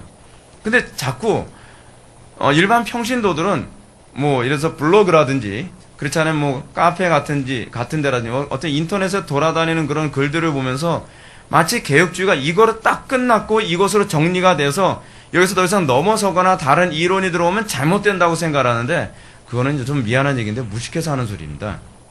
왜냐하면 개인적으로 여러분들이 만약에 은사 중단론과 관련되어진 학자들의 책을 여러분들이 읽어보길 제가 권하고 싶은데요. 주장이 다 다릅니다. 그러니까 예를 들어서 개핀의 글을 읽어보든지 서초론 박사의 글을 읽어보든지 그렇지 않으면 그건 누굽니까? 저쪽 그 개혁학자 이름이 잠깐 갑자기 떠오르지 않는데 그런 사람의 글도 한번 읽어보든지 뭐 카이퍼의 글도 읽어보든지 바빙크의 글을 읽어보든지 다음은요 은사 중단론을 주장하는 방식이 다 달라요. 그분들조차도 통일이 되어 있질 않아요. 저도 나름대로 그분들 책을 다 읽어봤거든요. 도널드 맥클레오드 같은 사람 이런 사람들 글도 제가 다 읽어봤는데 은사 중단론이라는 입장에 있어서는 동일한데 접근하는 방식에서는 서로가 서로의 영역을 자꾸 침범하고 서로의 영역에 대해서 자꾸 충돌을 일으키는 그런 논리를 굉장히 많이 핍니다. 그러니까 그분들도 아직 정리가 안 된 것이죠. 그래서 은사가 중단됐다, 은사가 지속적이다라고 하는 이 주장은 사실 어느 쪽의 주장이 절대적이다라고 얘기하기보다는 이쪽 주장도 우리가 받아들이고 저쪽 주장도 우리가 관심 있게 들어봐야 된다라고 하는 입장을 취하는 것이 제가 보기엔 더 현명한 입장이라고 생각합니다. 근데 저는 개인적으로 은사 중단론이 아니라고 보는 거예요. 저는 은사가 지금도 지속되고 있다고 보는 것이죠. 저는 로이 존스 목사님 입장하고도 굉장히 비슷합니다. 그 계시의 중단과 방언에 관한 얘기를 한번 봅시다. 계시의 중단과 방언을 연결지어 이해한 학자들은 방언이 계시 은사라는 입장에서 자꾸 이 부분을 거부합니다. 여러분 한편에 한번 예를 들어봅시다. 제가 방언을 해요. 방언을 하는데 어떤 사람이 통역을 했단 말이에요. 그럼 제가 방언을 할 때 이 방언은 제가 의도하는 제 의지가 여기에 이 내용에 제 의지가 섞여 있습니까? 아니면 제 의지와 관계없이 신적인 메시지만 담겨 있습니까?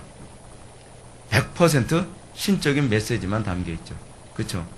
왜냐하면 저는 제가 방언하면 제가 무슨 말을 하는지 제가 모르거든요.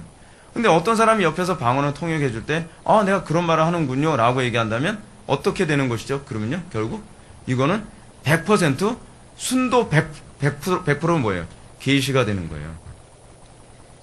근데 흥미로운 점은요, 뭐냐면 방언을 듣고 적었다는 내용은 없어요. 저는 이런 차원에서 방언이 계시 은사라고 굳이 얘기하는 것은 좀 무리가 있다고 봐요. 사도들이 예를 들어 제가 여러분한테 말씀드렸죠. 사도들은 전동 필기술식으로 성경을 기록한 게 아니에요. 예를 들어서 사도 바울이 누가야 내가 방언으로 내가 막 할 테니까 넌 받아 적어. 이게 성경이 될 거다. 그런 건 없어요. 자꾸 방언을 계시 은사라고 주장하는 건요, 굉장히 위험한 얘기예요. 왜냐하면 이것이 진짜 계시 은사라고 얘기한다면 방언을 받아 적는 것이 더 오류가 없지, 그렇지 않습니까? 바울이 어떤 사건에 대해서 그걸 자 영감으로 기록하는 것은 오히려 오류가 들어설 가능성이 있어 보이지 않아요? 사실은 오류가 없지만. 그런데 우리는 왜 자꾸 방언을 계시 은사라고 자꾸 주장하느냐? 이것이 첫 번째 제가 봤을 때 문제가 있는 얘기죠. 그 두 번째 뭐냐면 방언이 만약에 계시 은사라고 한다면 방언은 받아서 사람에게 주는 것이어야만 합니다. 근데 여러분들 다시 한번 14장 2절 말씀 다시 한번 볼까요? 방언을 말하는 자는 사람에게 하지 아니하고, 여러분 계시는 어떻게 하는 거죠? 위에서부터 아래로 내려오는 게 계시죠. 근데 여기서 지금 바울이 얘기하는 방언은, 고린도 교회 안에서 하는 방언은 뭐예요? 아래에서 위로 올리는 거예요. 그럼 여러분 아래에서 위로 올린다는 걸 계시라고 얘기합니까? 아니죠. 그건 계시라고 얘기하지 않죠. 우린 그걸 뭐라고 얘기하냐면 기도 또는 찬송이라고 얘기합니다. 그래서 칼빈도 그거를 기도, 찬송으로 분류하고 있어요. 실제로 방언은 그렇게 분류하고 있어요. 칼빈이요. 어디서 나오냐면 어디서 봤더라? 나중에 한번 찾아봅시다. 나중에 나오게 되어 있어요. 자, 그래서 제가 이것과 관련해서 제가 말씀드린다면, 개혁파에서도 이런 계시 중단에 대한 견해를 지지하는 성경 구절로 굳이 사용하는 게 있다면, 리차드 개핀이 이제 주로 이제 많이 인용을 하는데, 고린도전서 13장에 나오는 부분입니다. 13장 8절 말씀 한번 보시기 바랍니다. 8절. 다 같이 한번 읽겠습니다. 시작.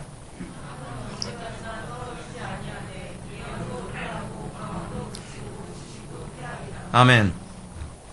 여기서 보게 되면 사랑은 언제까지나 떨어지지 아니하되 예언도 패하고 방언도 그치고 지식도 패하리라.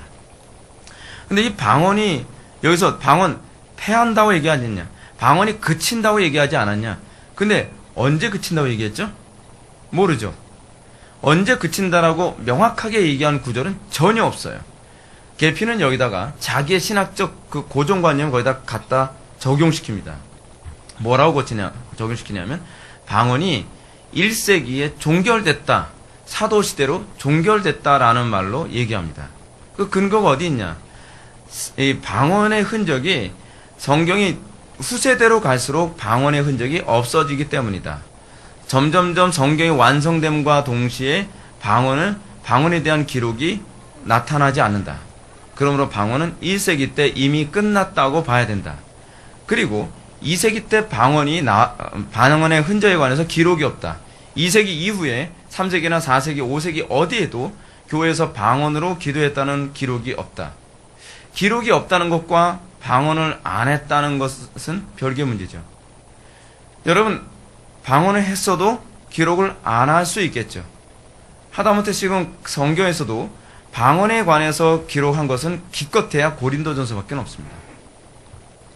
지금 틀림없이 고린도 교회에 방언이 나타나고 있는데 왜 다른 서신에서는 방언에 대해서 기록하지 않았을까요? 그 이유는 간단하죠. 기록할 필요가 없었기 때문에 그래요. 근데 계피는 기록되어 있지 않기 때문에 방언이 종결됐다라고 단정져서 얘기합니다. 이거에 대해서 고든 DP가 뭐라고 얘기하나 한번 볼까요? 제가 읽겠습니다. 한번 들어보세요. 일부의 사람들에게 이 주장이 설득력이 있는 것은 저자가 개개의 구절들을 주석하는 재능과 함께 그 자체의 논리가 분명하기 때문이다. 그러나 그의 고린도전서 몇몇 중요 구절들에 대한 주석은 상당한 의문의 여지가 있을 뿐만 아니라 내가 특별히 설득되지 못하는 것은 논리가 주석을 앞선다는 것이다. 실제로 전체적인 노력이 성경의 여러 구절들 중에 어느 하나도 그 질문에 대답하도록 의도되지 않은 질문들로 구성된 논리 체계를 가지고 있다. 리차드 게핀의 중심 질문은 언제 방언이 끝났는가이다. 그 질문에 대한 답을 해주는 구절이 있다면 그것도 바울이 진짜 의도에 따른다면 부차적인 것이지만 고린도전서 13장 10절인데 이 구절에 의하면 방언은 이 세상의 마지막에 끝난다가 그 대답이다. 그러나 리차드 게피는 그 대답이 불편하기 때문에 그는 그의 논리의 순환을 사용하여 1세기 말에 끝났다라고 대답한다. 참 심각한 거죠. 지금 고든 디피는 뭐라 얘기해요?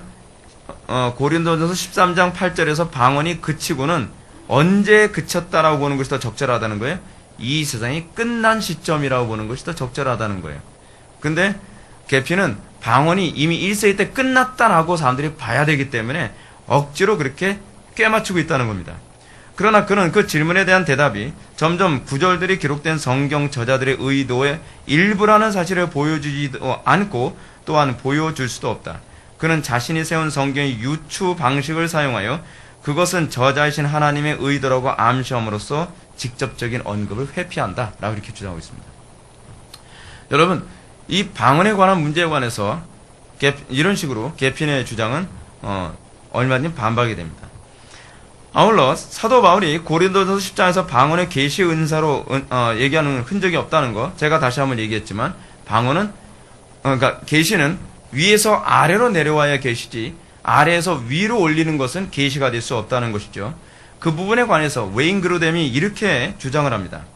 방언은 교회에서 하나님으로부터 사람에게 전하는 메시지로 된 예언의 은사와는 다르다. 예언의 은사의 특징이 뭐예요? 위에서부터 사람에게서 와서 사람에게 전달되는 거죠. 웨인 그루뎀은 그렇게 얘기하는 겁니다. 방언은 하나님을 향한 기도요, 찬송으로서 그 말하는 자의 영인 것이다. 이는 사도행전 2장의 사건과도 무관하지 않다. 군중들이 우리가 다 우리 방언으로 하나님의 큰일을 말함을 듣는도다 라고 했는데 이는 제자들이 하나님을 영화롭게 하고 그의 큰일을 증거함으로써 군중들이 그와 같은 하나님의 행적을 여러 나라 말로 들었음을 암시한다. 바꿔서 얘기한다면 여러 오순절날 성령 강림 때 사도들이 방언으로 하나님의 큰일을 말했다라고 하잖아요. 말했다라고 하는 것도 계시가 아니라는 거죠. 찬송인 거죠. 찬송. 하나님을 높여드린 거예요. 그런데 이것만 보더라도 방언의 역할은요, 계시적 역할이 전혀 없어요. 엄밀히 말해서 베드로가 서서 헬라어로 군중에게 직접 말씀을 증거한 사도행전 2장 14절 이전에는 제자들이 군중에게 말을 했다는 기록이 없다라고 얘기했어요. 그러니까 방언을 계시 은사라고 꿰맞추는 건 지나친 해석이라는 겁니다. 물론 고린도전서 14장 13절에서 그러므로 방언을 말하는 자는 통역하기를 기도할지니 라고 하는 부분이 나옵니다. 지금 여기서 공예배 가운데서 방언으로 말하는 문제에 관해서 14장 13절에서 언급하고 있어요. 바울이요. 그러면 지금 이건 계시가 되지 않습니까? 공예배 가운데 이 얘기는 지금 무슨 얘기하는 거냐면 공예배 가운데 어떤 사람이 방언을 해요. 그럼 한 사람은 뭐예요? 통역을 해야 되는 거예요. 그럼 여러분 이게 뭐가 되는 거죠? 그럼요? 계시가 되죠. 계시가 돼요.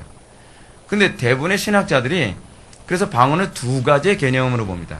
하나는 기도와 찬송의 개념으로 하나님께 올려드리는 것이고 또 하나는 뭐냐면 통역이 꼭 필요한 것인데 그것은 방언을 함으로써 그 당시 아직 계시가 완성되지 않은 상태에서 설교의 역할을 하는 겁니다. 방언이요. 그 당시에 성경이 없었잖아요. 기껏해 회중서신으로 한 권씩 낙권으로 돌아다니는 게 전체였지 이 아직 성경이 완성되지 않은 상태다 보니까 사람들은 신약 성경 없이 하나님을 예배해야 되는 상황이었던 거죠. 그런 상황에서 하나님께서는 신약 교회에게 방언을 허락해 주시고 한 사람이 방언을 하면 딴 사람은 통역을 해줌으로써 이 신약의 교회가 예배할 수 있는 그런 설교의 방식이 그렇게 주어졌다는 것을 얘기하는 것입니다. 그런데 그럼에도 불구하고 여러분 이것은 계시가 되는 건 아니에요. 이건요. 그러면서 그렇기 때문에 여러분 이렇게 보십시오. 서철원 박사는 이렇게 얘기합니다. 통역도 방언이 중단되면 자연이 소멸되게 되어 있다라고 주장하는데 이건 신학적 근거가 없고요. 저는 오히려 정반대로 봐야 된다고 생각합니다. 뭐냐면 여러분 계시가 완성됐어요. 다시 말씀드린다면 신약 성경이 완성됐단 말이에요. 신약 성경이 완성됐으면 통역이 필요할까요? 필요하지 않을까요? 이제는 필요하지 않은 거예요. 그렇기 때문에 신약의 교회에서는요. 계시가 완성된 이후에는 통역이 안 나오는 거예요. 우리는 자꾸 이런 얘기하죠. 방언을 하려면 통역하지 말려면 방언하지 말라 그러지 않았냐? 통역을 하는 이유가 뭐냐면 공예배 가운데의 설교를 대체하기 위해서예요. 왜냐하면 성경이 없었으니까. 근데 신약 성경이 우리에게 주어졌다고 한다면 오히려 통역이 있으면 안 되는 거죠. 그럼 어느 쪽 권위를 더 높여야 되느냐에 관한 문제가 생기는 거예요. 그래서 하나님께서는 오히려 저는요. 방언을 통역한다는 사람들 전 굉장히 위험하다고 봅니다. 통역이 오히려 없는 게 정상이에요. 실제로 방언을 통역한다는 사람들의 통역을 보면 성경에 위배되는 통역을 하는 경우가 얼마나 많은지 몰라요. 그건 가짜일 가능성이 굉장히 많죠. 실제로 저는 가짜라고 봅니다. 왜냐하면 1세기 이후에는 성경이 완성됐기 때문에 더 이상 통역은 필요하지 않습니다. 그렇기 때문에 제가 보는 견지에서 오늘날은 통역을 필요로 하는 방언이 아니라 하나님께 올려드리기 위한 기도와 찬송으로서의 방언만 필요하다고 저는 보는 것입니다. 한 가지 더 여러분들한테 말씀드린다면 바울은 분명히 방언을 금지하지 않았다는 점입니다. 18절 말씀 한번 보시겠습니다. 18절 다 같이 한번 읽어보실까요? 시작.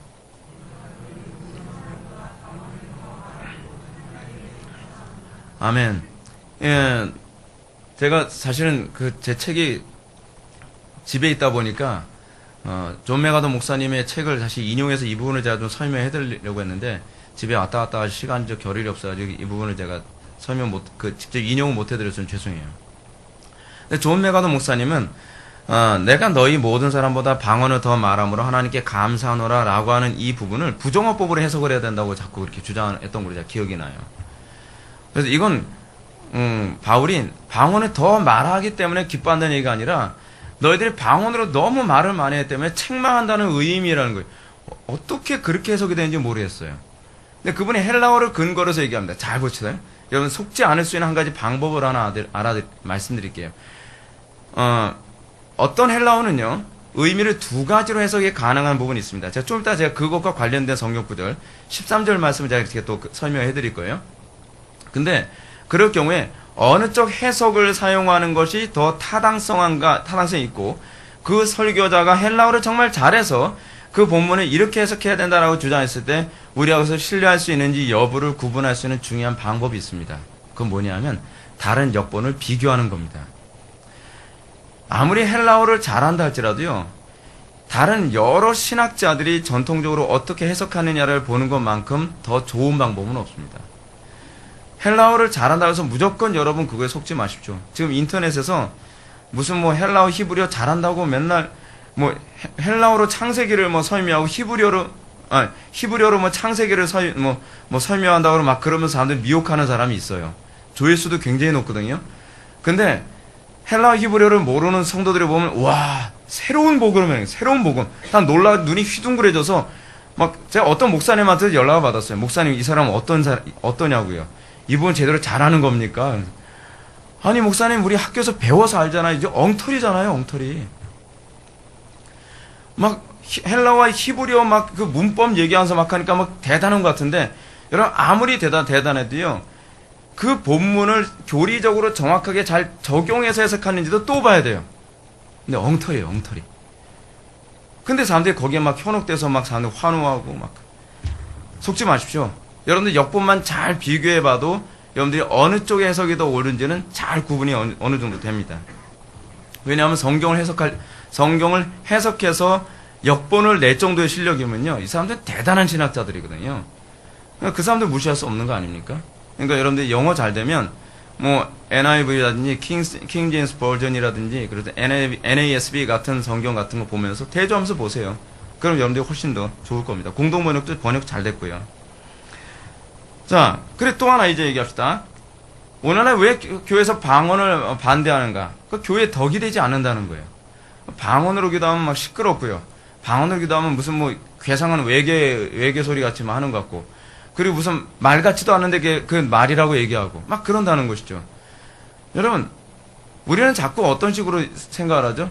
우리가 단편히 예를 들었습니다. 굳이 이게 문법적으로 해석이 안 되기 때문에 부정한다라고 하는 이 부분부터 먼저 하나 반박해 봅시다. 우리는 과연 문법적으로 해석이 되는 것이 언어가 꼭 우리가 지금 사용하는 것처럼 굉장히 고등 언어만 사용해야 여러분 그게 언어인가요? 아마존 같은데 아주 미개 종족 같은 경우에는요, 단어가 딱 2개밖에 없이 대화가 되는 민족도 있대요. 그죠? 근데 그거로 다 된대요. 애들, 다 되는 거예요. 그 사람 다 알아듣는데요. 그 사람 짐승 아니에요. 사람이에요, 사람. 근데 그거 가지고 다 된대요. 다 된대. 그럼 여러분, 그거는 언어가 아니라고 얘기합니까? 언어가 아니라 그 사람들이 그러겠죠, 그 사람들요, 또. 이게 왜 언어가 아니에요? 기분 나쁘죠? 왜 우리는 자꾸 우리가 경험된 수준으로만 그것이 맞다, 틀리다라고 얘기하죠? 여러분, 그것조차도 철학적인 접근이에요. 경험주의적 접근이거든요. 또 하나, 항상 성경이 우리들에게 이 방언이라는 관점을 얘기해서 우리가 하나님과 교통을 할 때 중요한 핵심이 무엇이냐면 어떤 언어를 사용했냐에 관한 문제가 아니라 어떤 마음으로 기도하느냐가 항상 중심이 있어요. 단편히 예를 들어봅시다. 여러분들이 아버지라고 했을 때 여러분들은 그 마음속에 아버지라는 내용만 담고 있나요? 아무 생각 없이 아버지만 얘기하나요? 그 안에 많은 의미가 함축되어 있죠. 아버지, 저 지금 굉장히 힘들고 어려운데 저를 도와주세요. 라고. 제가 우리 집사람하고 대화할 때도 그런 거 많이 느끼거든요. 굉장히 말이 짧아요. 그래서 뭐라고 얘기하죠? 더 이상 얘기 그만했으면 좋겠어요. 그럼 짧게 뭐죠? 됐어. 그럼 다 되잖아요. 딱 줄이잖아요. 예. 여러분, 언어라는 것 자체가 꼭 우리가 생각할 것처럼, 이거 오늘 또 부부싸움 하게 생겼네. 예. 언어라는 것 자체가 여러분, 그런 함축미도 가지고 있단 말이에요. 근데 왜 우리는 언어가 문법적으로 쫙 나열되어야만 하나님께서 들으실 거라고 생각을 하는 것이죠? 그건 상당한 모순이죠. 그것도 상당히 모순이죠. 그리고 여러분, 과연 성경적으로 기도하는 것이 항상 아름다웠는가에 관한 부분에 관해서 제가 언젠가도 여러분한테 말씀드렸죠. 성경적으로 기도하는 행위는요, 제가 말씀드린 것처럼 우리의 본성에 거슬려요. 오히려 이방 종교의 기도가 우리의 본성에 맞아요. 소리 안 내고 조용히 턱 깨고 그리고 표정 거룩하게 짓고 그렇게 기도하는 거예요. 그죠? 오히려 구약부터 나오는 기도는 어떻죠? 야곱의 기도 어땠죠? 야곱이도 막 씨름하는 기도라고 얘기하지 않습니까? 그래도 여러분 욥기가 아니라 한나의 기도는 어떻죠? 사무엘상에 나오는 한나의 기도 그 기도하는 소리 듣는 거 보면서 엘리제사이 뭐라 했어요? 대낮에 여자가 볼상사납게 술 취해 있다고 지어져. 칼빈도 그 부분을 언급하거든요. 아름답지 않았죠. 그리고 여러분, 유대인들이 처음에 오순절날 성령 강림 때 그들이 방언으로 얘기할 때 그 방언은 사실은 외국어거든요. 실제로 외국어로 방언했을 때 사람들이 어땠죠? 세련되다 그렇게 얘기 안 했어요. 술 취했다라고 그렇게 얘기했단 말이죠. 그리고 엘리야의 기도도 그렇게 거룩해 보이고, 그러니까 미학적으로 괜찮아 보이는 그런 모습으로 기도하지 않았어요. 왜냐하면 항상 성경이 얘기하는 기도는요, 우리의 중심이지 외모가 아니거든요. 다윗의 기도에 관해서도 뭐라면 다윗의 기도는 거지처럼 기도했다는 거죠. 폼 잡고 기도하는 게 아니었어요. 근데 우리는 자꾸 어떻게 얘기하죠? 우리의 기도는 보기에 좋아야 된다라고 생각하는 거죠. 성경에 근거 있나요? 성경에 아무런 근거가 없어요. 또 하나, 칼빈이 기독교 강요에서 방언을 부정했다고 또 주장하고 있습니다. 우리가 오늘 살펴보는 부분이 그 부분이에요. 제가 인터넷에서 뒤져봤더니 어떤 분이 칼빈의 기독교 강요를 인용하면서 칼빈도 방언을 부정했다라고 얘기를 해요. 자, 과연 그럴까요? 자, 우리가 이 부분과 관련해서 먼저 사람들이 생각하는 게 뭐냐면, 칼빈, 여러분, 오늘 33절에서 기도는 사람들이 이해할 수 있도록 모국어로 드려야 함, 이 얘기를 하면서, 자, 봐라. 자기네 나라 언어로 기도해야 된다고 얘기하지 않았냐라고 해요. 근데 여러분, 이거 굉장히 왜곡되게 이 본문을 갖다 붙여서 자기 합리화한 거라는 거 알고 계십니까? 칼빈은 그런 의도로 쓴 게 아니에요. 칼빈이 그 당시에 이 부분을 얘기할 땐요, 라틴어 미사와 라틴어 그 기도를 두고서 하는 소리였어요. 한번 볼까요? 제 말이 맞나 틀리나요? 447페이지 제가 한번 읽겠습니다. 그는 다음같이 너무도 분명히 말씀하고 있다. 내가 영으로 축복할 때 알지 못하는 처지인 자가 내게 무슨 말을 하는지 알지 못하고 내 감사에 어찌 아멘하리요. 너는 감사를 잘하였으나 그러나 다른 사람은 덕을 세움받지 못하리라. 이렇게 사도께서 분명하게 외치고 있는데도 불구하고 자기들이 한마디도 알지 못하는 외국어로 장황한 기도를 늘어놓으면서 다른 사람들이 그것을 이해하기 바라지도 않는 교황주의자들의 그 무분별한 방자한 짓들이라니 도대체 이것을 보고 놀라지 않을 사람이 어디 있겠는가. 그렇지 않습니까? 지금 교황주의자들이 라틴어로 기도하는 것 때문에 그래요. 여러분 옛날에 브레이브 하트 보셨습니까? 브레이브 하트 보게 되면은 멜 깁슨의 부모님이 브레이브 하트에서 멜 깁슨이 스코틀랜드 사람은 나오잖아요. 스코틀랜드 사람인데 잉글랜드 사람들이 와가지고 사람들이 약탈하고 자기 부모를 죽였어요. 그러니까 멜 깁슨이 거기서 장례식에 왔는데 신부들이 와서 거기서 장례를 치르고 기도를 해주는데 라틴어로 해요. 따끔따끔따끔따끔 뭐라고 막 그런단 말이에요. 하나도 알아듣지 못해요. 그거 얘기하는 거예요. 그거 얘기하는 거. 근데 이거를 마치 칼빈이 방언을 부정했다는 식으로 인용을 하게 되면 칼빈이 하늘에서 열받죠, 진짜. 이거는 악용하는 거예요. 칼빈의 기독교 강요를. 그럼 칼빈은 방언에 대해서 뭐라 얘기하고 있는가? 잘 보십시오. 그러나 바울은 우리가 행해야 할 바에 대하여 이런 것과는 전혀 달리 가르치고 있다. 그러면 어떻게 할까? 내가 영으로 기도하고 또 마음으로 기도하며 내가 영으로 찬송하고 또 마음으로 찬송하리로다. 여기서 영이라는 단어는 방언의 은사를 일컫는 것이다. 그러니까 이 방언의 은사가 뭘 수식하죠? 영으로 기도하고 영으로 찬송하고. 그러니까 기도를 지금 뭐라고 얘기하고 있어요? 기도와 찬송으로 얘기했어요. 그러니까 방언은 기도와 찬송을 하는 것이라고 칼빈이 얘기하고 있는 거예요. 어떤 이들이 이 은사를 받고도 그것을 마음과 단절시킨 상태에서 사용하여, 즉 이해하지 못한 상태로 사용하여 그 은사를 악용하고 있었던 것이다. 그러나 우리는 공적인 기도나 사적인 기도간 간에 마음이 없이 방언을 사용하는 것은 하나님을 심히 불쾌하게 만드는 것임을 명심해야 된다. 칼빈이 지금 여기서 방언하지 말라고 얘기하는 건가요? 아니죠. 마음 없이 중언부언하듯이 방언하는 것을 하나님이 얼마나 불쾌히 여기느냐에 관한 얘기라고 하는 거예요. 이미 칼빈이 보는 입장에서도 방언은 아무 생각 없이 그냥 중언부언하듯이 생각은 딴 데가 있으면서 그냥 입만 웅얼웅얼 하는 것을 염두에 두고 있는 거예요. 그거를 좀 반박하고 그런 분을 꾸짖고 있는 것입니다. 그 다음 패러그래프로 넘어갑시다. 시간이 없으니까. 마지막으로 방언은 심지어 사적인 기도를 위해서도 불필요하다는 것을 알아야 한다. 그러면 여러분, 방언 하지 말라는 얘기네. 그렇게 보일 수 있죠. 그런데 다만 내적인 감정에 힘이 부족하여 마음이 스스로는 일어나지 않거나 혹은 감정이 너무도 격렬하게 발동하여 방언 행위가 저절로 함께 이루어지는 경우는 예외라고 할 수 있다. 여러분, 우리는 상당수의 사람들이 방언을 할 때 내가 방언을 해야지 해서 터지는 게 아니라 갑자기 막 간절히 기도하는 가운데 방언이 터지는 경우가 있죠. 저는 그거에 대해서는 부정하고 싶지 않아요. 우리 교회 안에서 방언이 터지는 문제에 관해서 제가 뭐라고 얘기를 안 하는 이유가 뭐냐면 우리 교회에서 방언 받으라고 얘기 안 하거든요. 방언 받아야만 한다고도 얘기하지 않고 제가 은사주자가 못 돼가지고 제가 머릿속에 미심에 대해서 방언이 안 되거든요. 그렇다고 제가 여러분한테 코카콜라 반복시킬 수도 없고, 그렇죠? 할렐루야 반복시킬 수도 없고, 방언밖에 하는 방법은 다양하지 않습니까? 코카콜라도 나왔다는 거 듣고서 참 코미디도 다양하다 싶더라고요. 근데 그렇게 방언하는 것이 그건 굉장히 위험한 거예요. 그건요. 굉장히 잘못된 거죠. 근데 여기서 보게 되면 칼빈은 뭐라고 얘기했어요? 마음이 스스로 일어나지 않거나 혹은 감정이 너무나 강렬하게 발동하여 방언행위가 저절로 함께 이루어지는 것을 얘기합니다. 여러분, 이거 외국어를 얘기하는 걸까요? 이렇게 외국어 터졌으면 좋겠어요, 저도요. 예.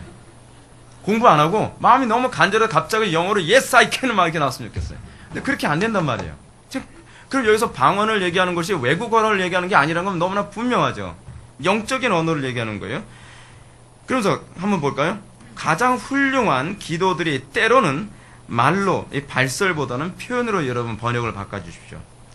말로 표현되지 않는 경우도 덜어 있기는 하지만 실제로는 마음의 감정이 일깨워지면 이거를 번역을 바꿔서 격동될 때로 바꾸십시오.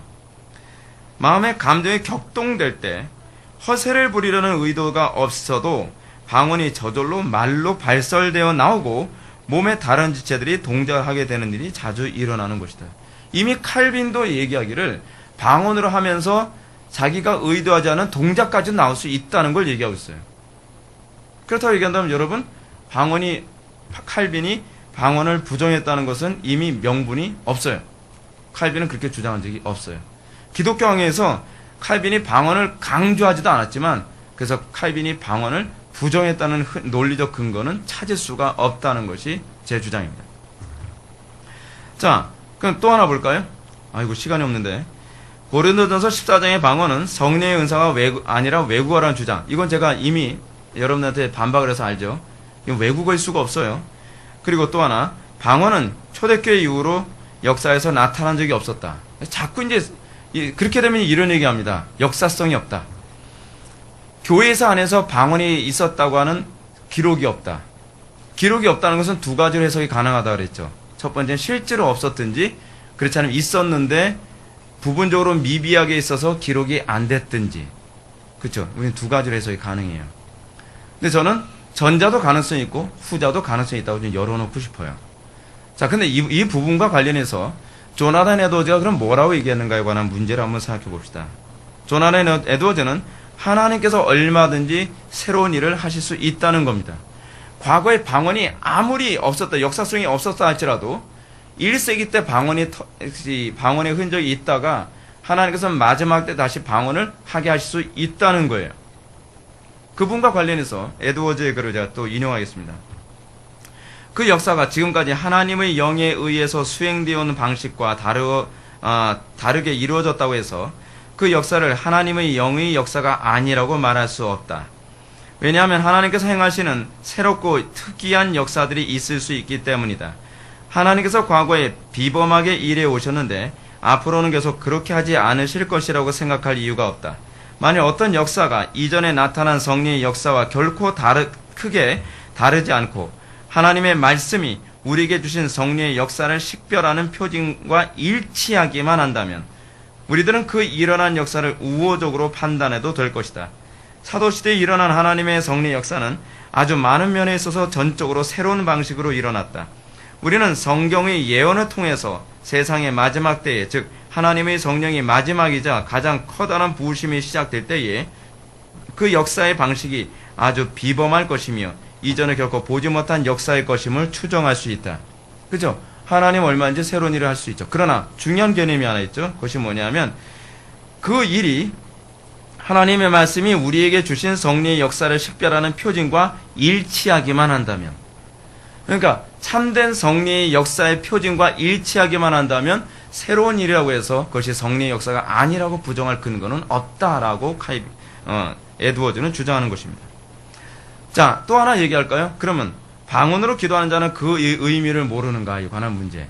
그것도 이제 고린도전서 14장에 나오는 얘기예요. 우리는 방언으로 기도하면서 상당 사람들이 내가 무슨 방언으로 기도해서 내가 무슨 기도를 하는지 어느 정도 안다고 얘기합니다. 근데 그것이 성경에 사실은 나와 있어요. 그 부분이요. 우리가 만약에 방언으로 기도하면서 내가 무슨 기도를 하는지 모른다고 한다면 어떤 문제가 발생하는지 아십니까? 자기의 덕을 세울 수가 없어요. 여러분 한번 고린도전서 다시 한번 14장 어디를 보시냐면 4절을 보시겠습니다. 방언을 말하는 자는 자기의 덕을 세우고 예언하는 자는 교회의 덕을 세우나니. 방언을 주신 이유가 뭐라고요? 자기의 덕을 세우기 위해서 방언을 하는 거라고 얘기합니다. 자, 근데 방언을 하는데 자기의 덕을 세우는데 뭐냐면 어떻게 자기의 덕을 세우는가? 15절과 16절 한번 보실까요? 내가 만일 방언으로 기도하면 나의 영이 기도하거니와 나의 마음은 열매를 맺지 못하냐. 그러면 어떻게 할까? 내가 영으로 기도하고 또 마음으로 기도하면 내가 영으로 찬송하고 마음으로 찬송하리다. 첫 번째, 찬송에 관한 예가 나옵니다. 그리고 16절, 그렇지 않으면 내가 영으로 축복할 때 알지 못하는 처지에 있는 자가 내가 무슨 말을 하는지 알지 못하고 내 감사에 어찌 아멘하리요. 지금 문제는 뭐냐면 나는 축복하는 거 안다는 거예요. 나는 감사한다는 걸 안다는 거죠. 근데 통역을 안 하면 다른 사람이 축복하는지 감사하는지 모른다는 얘기죠. 통역을 하는 이유가 뭐냐면 교회에 덕을 세울 때만 통역을 하는 거예요. 그러니까 여기서 사도 바울이 뭐라고 얘기하냐면, 자 보십시오. 11절과 12절. 그러므로 내가 그 소리의 뜻을 알지 못하면 내가 말하는 자에게 외국인이 되고 말하는 자도 내게 외국인이 되리니, 그러므로 너희도 영적인 것을 사모하는 자인즉 교회의 덕을 세우기 위해 그것이 풍성하기를 구하라. 교회의 덕을 세우기 위해 요구하는 게 뭐냐면 통역이에요. 원래 방언의 기능은 자기의 덕을 세우기 위해서 주신 거예요. 대부분의 모든 은사의 특징이 뭐냐면, 이 고린도전서 12장에서 얘기하는 모든 은사의 공통점이 뭐냐면 교회의 덕을 세우기 위해서예요. 근데 방언 하나만이 자기에게 덕을 세우기 위한 것이라는 거죠. 근데 자기의 덕을 세우기 위해서 주어진 이 방언이 교회의 덕을 주기 위해 세워지려면 통역이 따라와야 된다는 것이죠. 왜냐하면 이 통역이 목적이 뭐기 때문에 그래요? 교회에서 예언을 하고 설교에 비중을 맞추기 위해서 그런 거기 때문에 그런 거예요. 그렇다고 한다면 자기의 덕을 세우려면 여러분, 내가 기도하는 것이 하나님께서 어떤 기도를 하는지 우리가 알아야 되겠죠. 그래서 여러분, 이 부분이 나오고 있는 거예요. 그래서 방언으로 기도하는 자는 내가 구체적으로 어떤 내용인지 알지 못하면, 우리는 알잖아요. 우리 방언으로 기도하면서 내가 나라를 위해서 기도하게 하시는 것인지, 그렇지 않으면 어떤 사람을 위해서 기도하게 하는 것인지 그거를 알게 하지 않습니까? 왜냐하면 그것이 자기의 덕을 세우는 것이기 때문에 그렇습니다. 자, 그럼 우리가 이것과 관련해서 좀 한 가지만 더 살펴봅시다. 시간이 없어도 어쩔 수 없어요. 제가 시작을 했으니까 끝장을 봐야 돼요. 박윤선 박사는 그러면 개혁주의 교의학에 관해서, 교의학에 박윤선 박사는 과연 방언에 대해서 어떤 입장을 취하고 있는가? 최근에 어떤 유명한 신학자가 박윤선 박사의 교의학을, 개혁주의 교의학 이 책을 정리하면서 박윤선 박사는 방언을 부정했다라고 얘기합니다. 저는 그 부분에 관해서 굉장히 제가 이렇게 표현하면 좀 죄송한데, 포퓰리즘적으로 글을 썼다고 저는 봐요.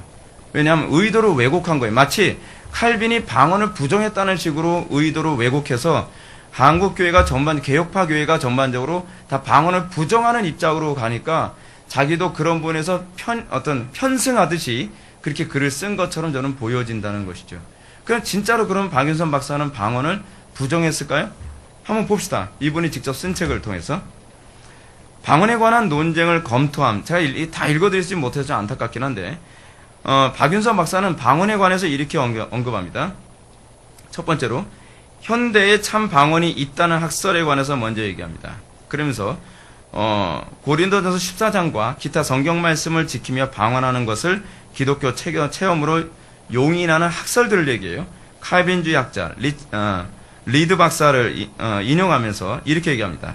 나는 모든 방언으로 말한다는 주장을 반드시 의심스럽다고 하기에는 확신이 생기지 않습니다. 우리는 하나님의 능력을 제한시킬 수 없으며 하나님을 향하여 꼭 어떻게 하셔야만 된다고 지정할 수도 없습니다. 그와 동시에 방언으로 말하는 일에 관하여 다만 그것이 참된 것인지 아닌지를 시험해 볼 규칙이 있다고 생각합니다. 그렇죠. 왜냐하면 잘못 방언으로 기도하는 사람이 굉장히 많거든요. 제가 보기에는 한 7, 80%는 방언을 잘못된 방언을 하는 사람들이 많은 것 같아요. 그럴 경우에는 어떻게 해요? 그것이 참된 것인지 아닌지 시험해 볼 규칙이 있어야 되는 것이죠. 그것이 성경에서 얘기하는 겁니다. 성경이 가르치는 모든 조건들을 잘 지켜가면서 방언으로 말하는 이가 있다면 나는 그것을 순전한 기독교 체험이라고 생각하겠습니다. 이게 리드 박사가 주장하는 바예요.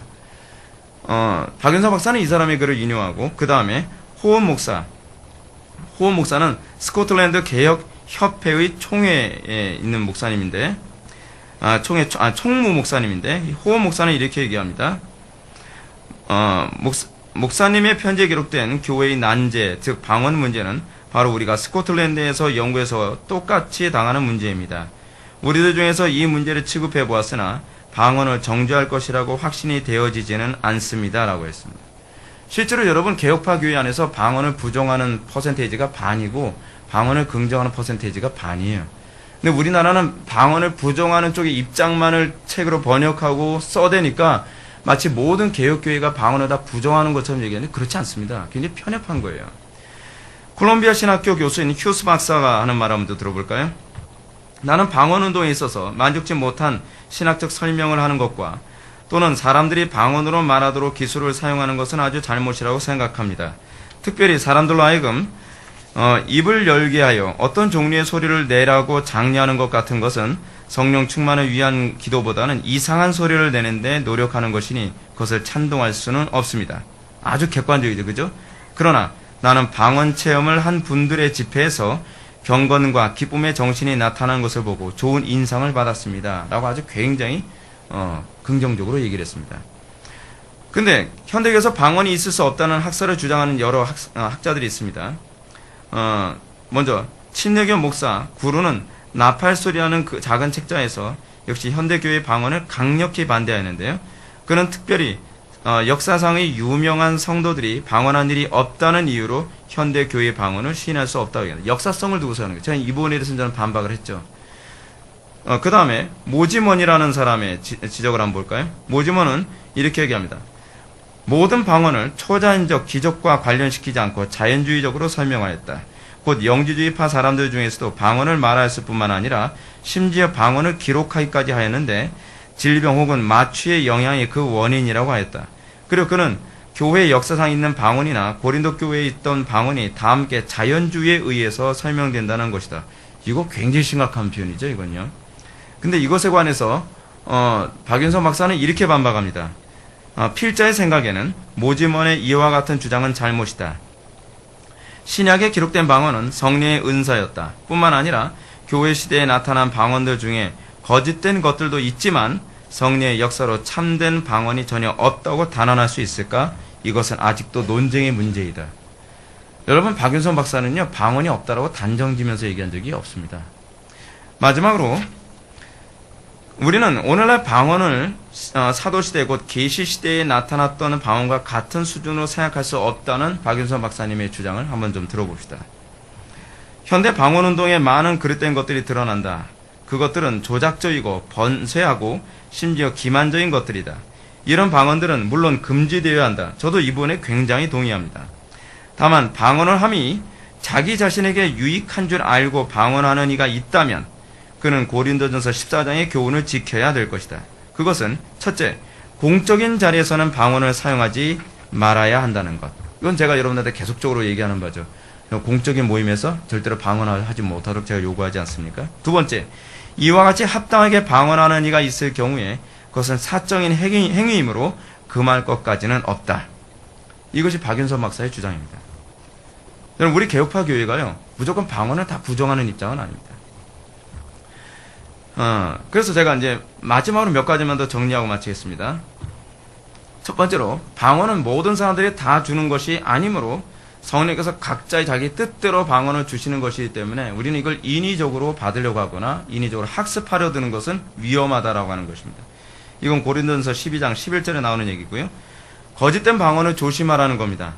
그러니까 코카콜라 해가지고서 방언 받는 거 위험하다는 거예요. 그죠? 그리고 뭐 이런 학습된 방언들 굉장히 위험하다는 겁니다. 그래서 오늘날 교회 안에서 방언하는 많은 문제에 관해서도 저는 많이 정리되어져야 될 필요성이 있다고 생각을 합니다. 이 방언이 사실 거의 상당수의 사람들이 방언을 잘못하거나 그 방언하는 사람들에게서 많은 교만과 교회의 무질서를 야기시켰기 때문에 방언에 대한 이미지가 전반적으로 아주 부정적으로 각인되어져서 제가 보기에는 성령의 역사에서 나타나는 방언조차도 도매급으로 나쁘게 평가되고 있다고 저는 그렇게 보여집니다. 그러므로 우리는 이 방언에 관해서 무조건 yes, no로 선을 딱 걸 것이 아니라 이 방언을 성령의 역사와 비성경적인 부분을 잘 구분해서 정리하고 안착시키는 태도를 견지하는 것이 훨씬 낫다고 봅니다. 마지막으로 참된 성령의 역사 분별법을 다시 한번 기억해야만 합니다. 방언이 현상적으로 별로 나쁘게 보이기 때문에 성령의 역사가 아니라고 보는 것은 비성경적입니다. 조나단 에드워즈 당시에도요, 굉장히 히스테리컬하고 그리고 교회 안에서 인상 쓸 만큼 별로 이렇게 아름다워 보이지 않은 많은 현상들이 있었습니다. 그럼에도 불구하고 그들에게 아름다운 열매가 나타남으로써 이것이 성령의 역사라는 것이 입증이 됐던 케이스가 많은 것이죠. 그러면 기준이 뭔가요? 첫 번째는 예수님께 대한 바른 고백, 예수님을 사랑하고 높이며 깊이 신뢰함, 그리고 예수님에 대한 바른 신앙 고백을 갖는 것. 이게 있어야 된다는 것이죠. 두 번째는 뭐냐면 죄에 대한 각성과 회개입니다. 자신이 죄인이라는 각성과 홀로 그리스도 중심으로 돌아가는 거예요.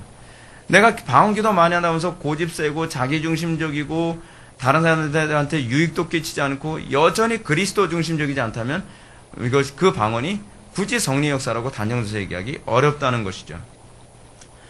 물론 방언은 중생과 아무 관련이 없습니다. 이것은 분명한 사실입니다. 그렇기 때문에 여러분들이 중생하지 않았어도 방언은 받을 수 있습니다.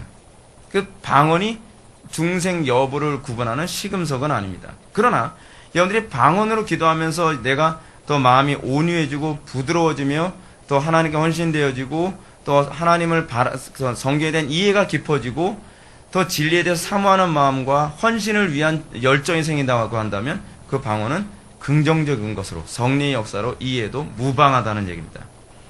그 세 번째로 성경에 대한 높은 관심. 여러분 그 방언으로 여러분들이 기도하는 가운데 성경에 대해서 더 높은 관심을 갖게 되고 성경을 신뢰하게 되며 성경을 더 정확히 알도록 여러분들이 이끌어 간다면 그 방언을 비성경적이라고 얘기할 수가 없다는 겁니다. 진정한 교리와 신학, 즉 정통신학과 교리에 관심을 갖게 되는 것. 성령의 역사는요, 교회사에서 항상 보여주는 것처럼 정통신학과 교리에 관심을 갖게 합니다.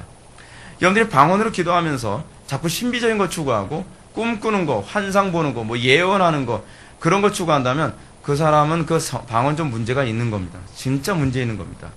근데 여러분들이 방언으로 기도하면서 더 진리를 추구하고 정통 교리와 신학에 더 관심을 갖게 된다면 그건 틀림없이 성령의 역사입니다. 마지막 다섯 번째로 하나님과 사람 사이에 대한 사랑.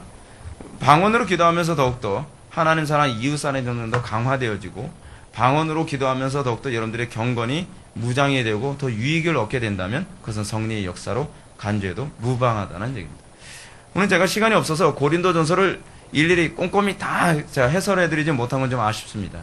그러나 여러분들이 우리 개혁주의, 저는 지금 다른 교파에 관한 얘기를 하고 있지 않습니다. 우리 개혁파에서 추구하는 성령에 대한, 방언에 대한 긍정적인 입장이 무엇인지를 여러분들에게 소개했습니다. 왜냐하면 방언에 대한 부정적인 입장만 한국교회에서 너무나 많이 책으로나 강연으로나 설교로 너무 많이 알려져 있기 때문에 저는 그 반대쪽에 있는 입장을 여러분들에게 소개시켜 드렸습니다. 여러분들 이걸 통해서 방언에 관한 입장을 잘 정리하시고 그리고 여러분들이 신앙생활 하는데 혼란이 최소화되기를 바랍니다. 다 같이 기도하시겠습니다.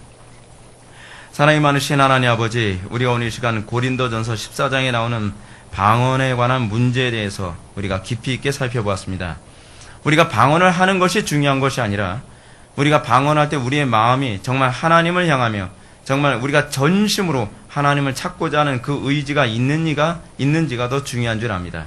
아버지 하나님, 우리가 방언으로 기도한다 할지라도 중언부언하지 않게 하여 주옵시고 우리가 온전히 그리스도께만 집중하며 온전히 전심을 다하여 그리스도를 찾는 심령 소유할 수 있도록 은혜 베풀어 주옵소서. 예수님의 거룩하신 이름으로 기도 올려옵나이다.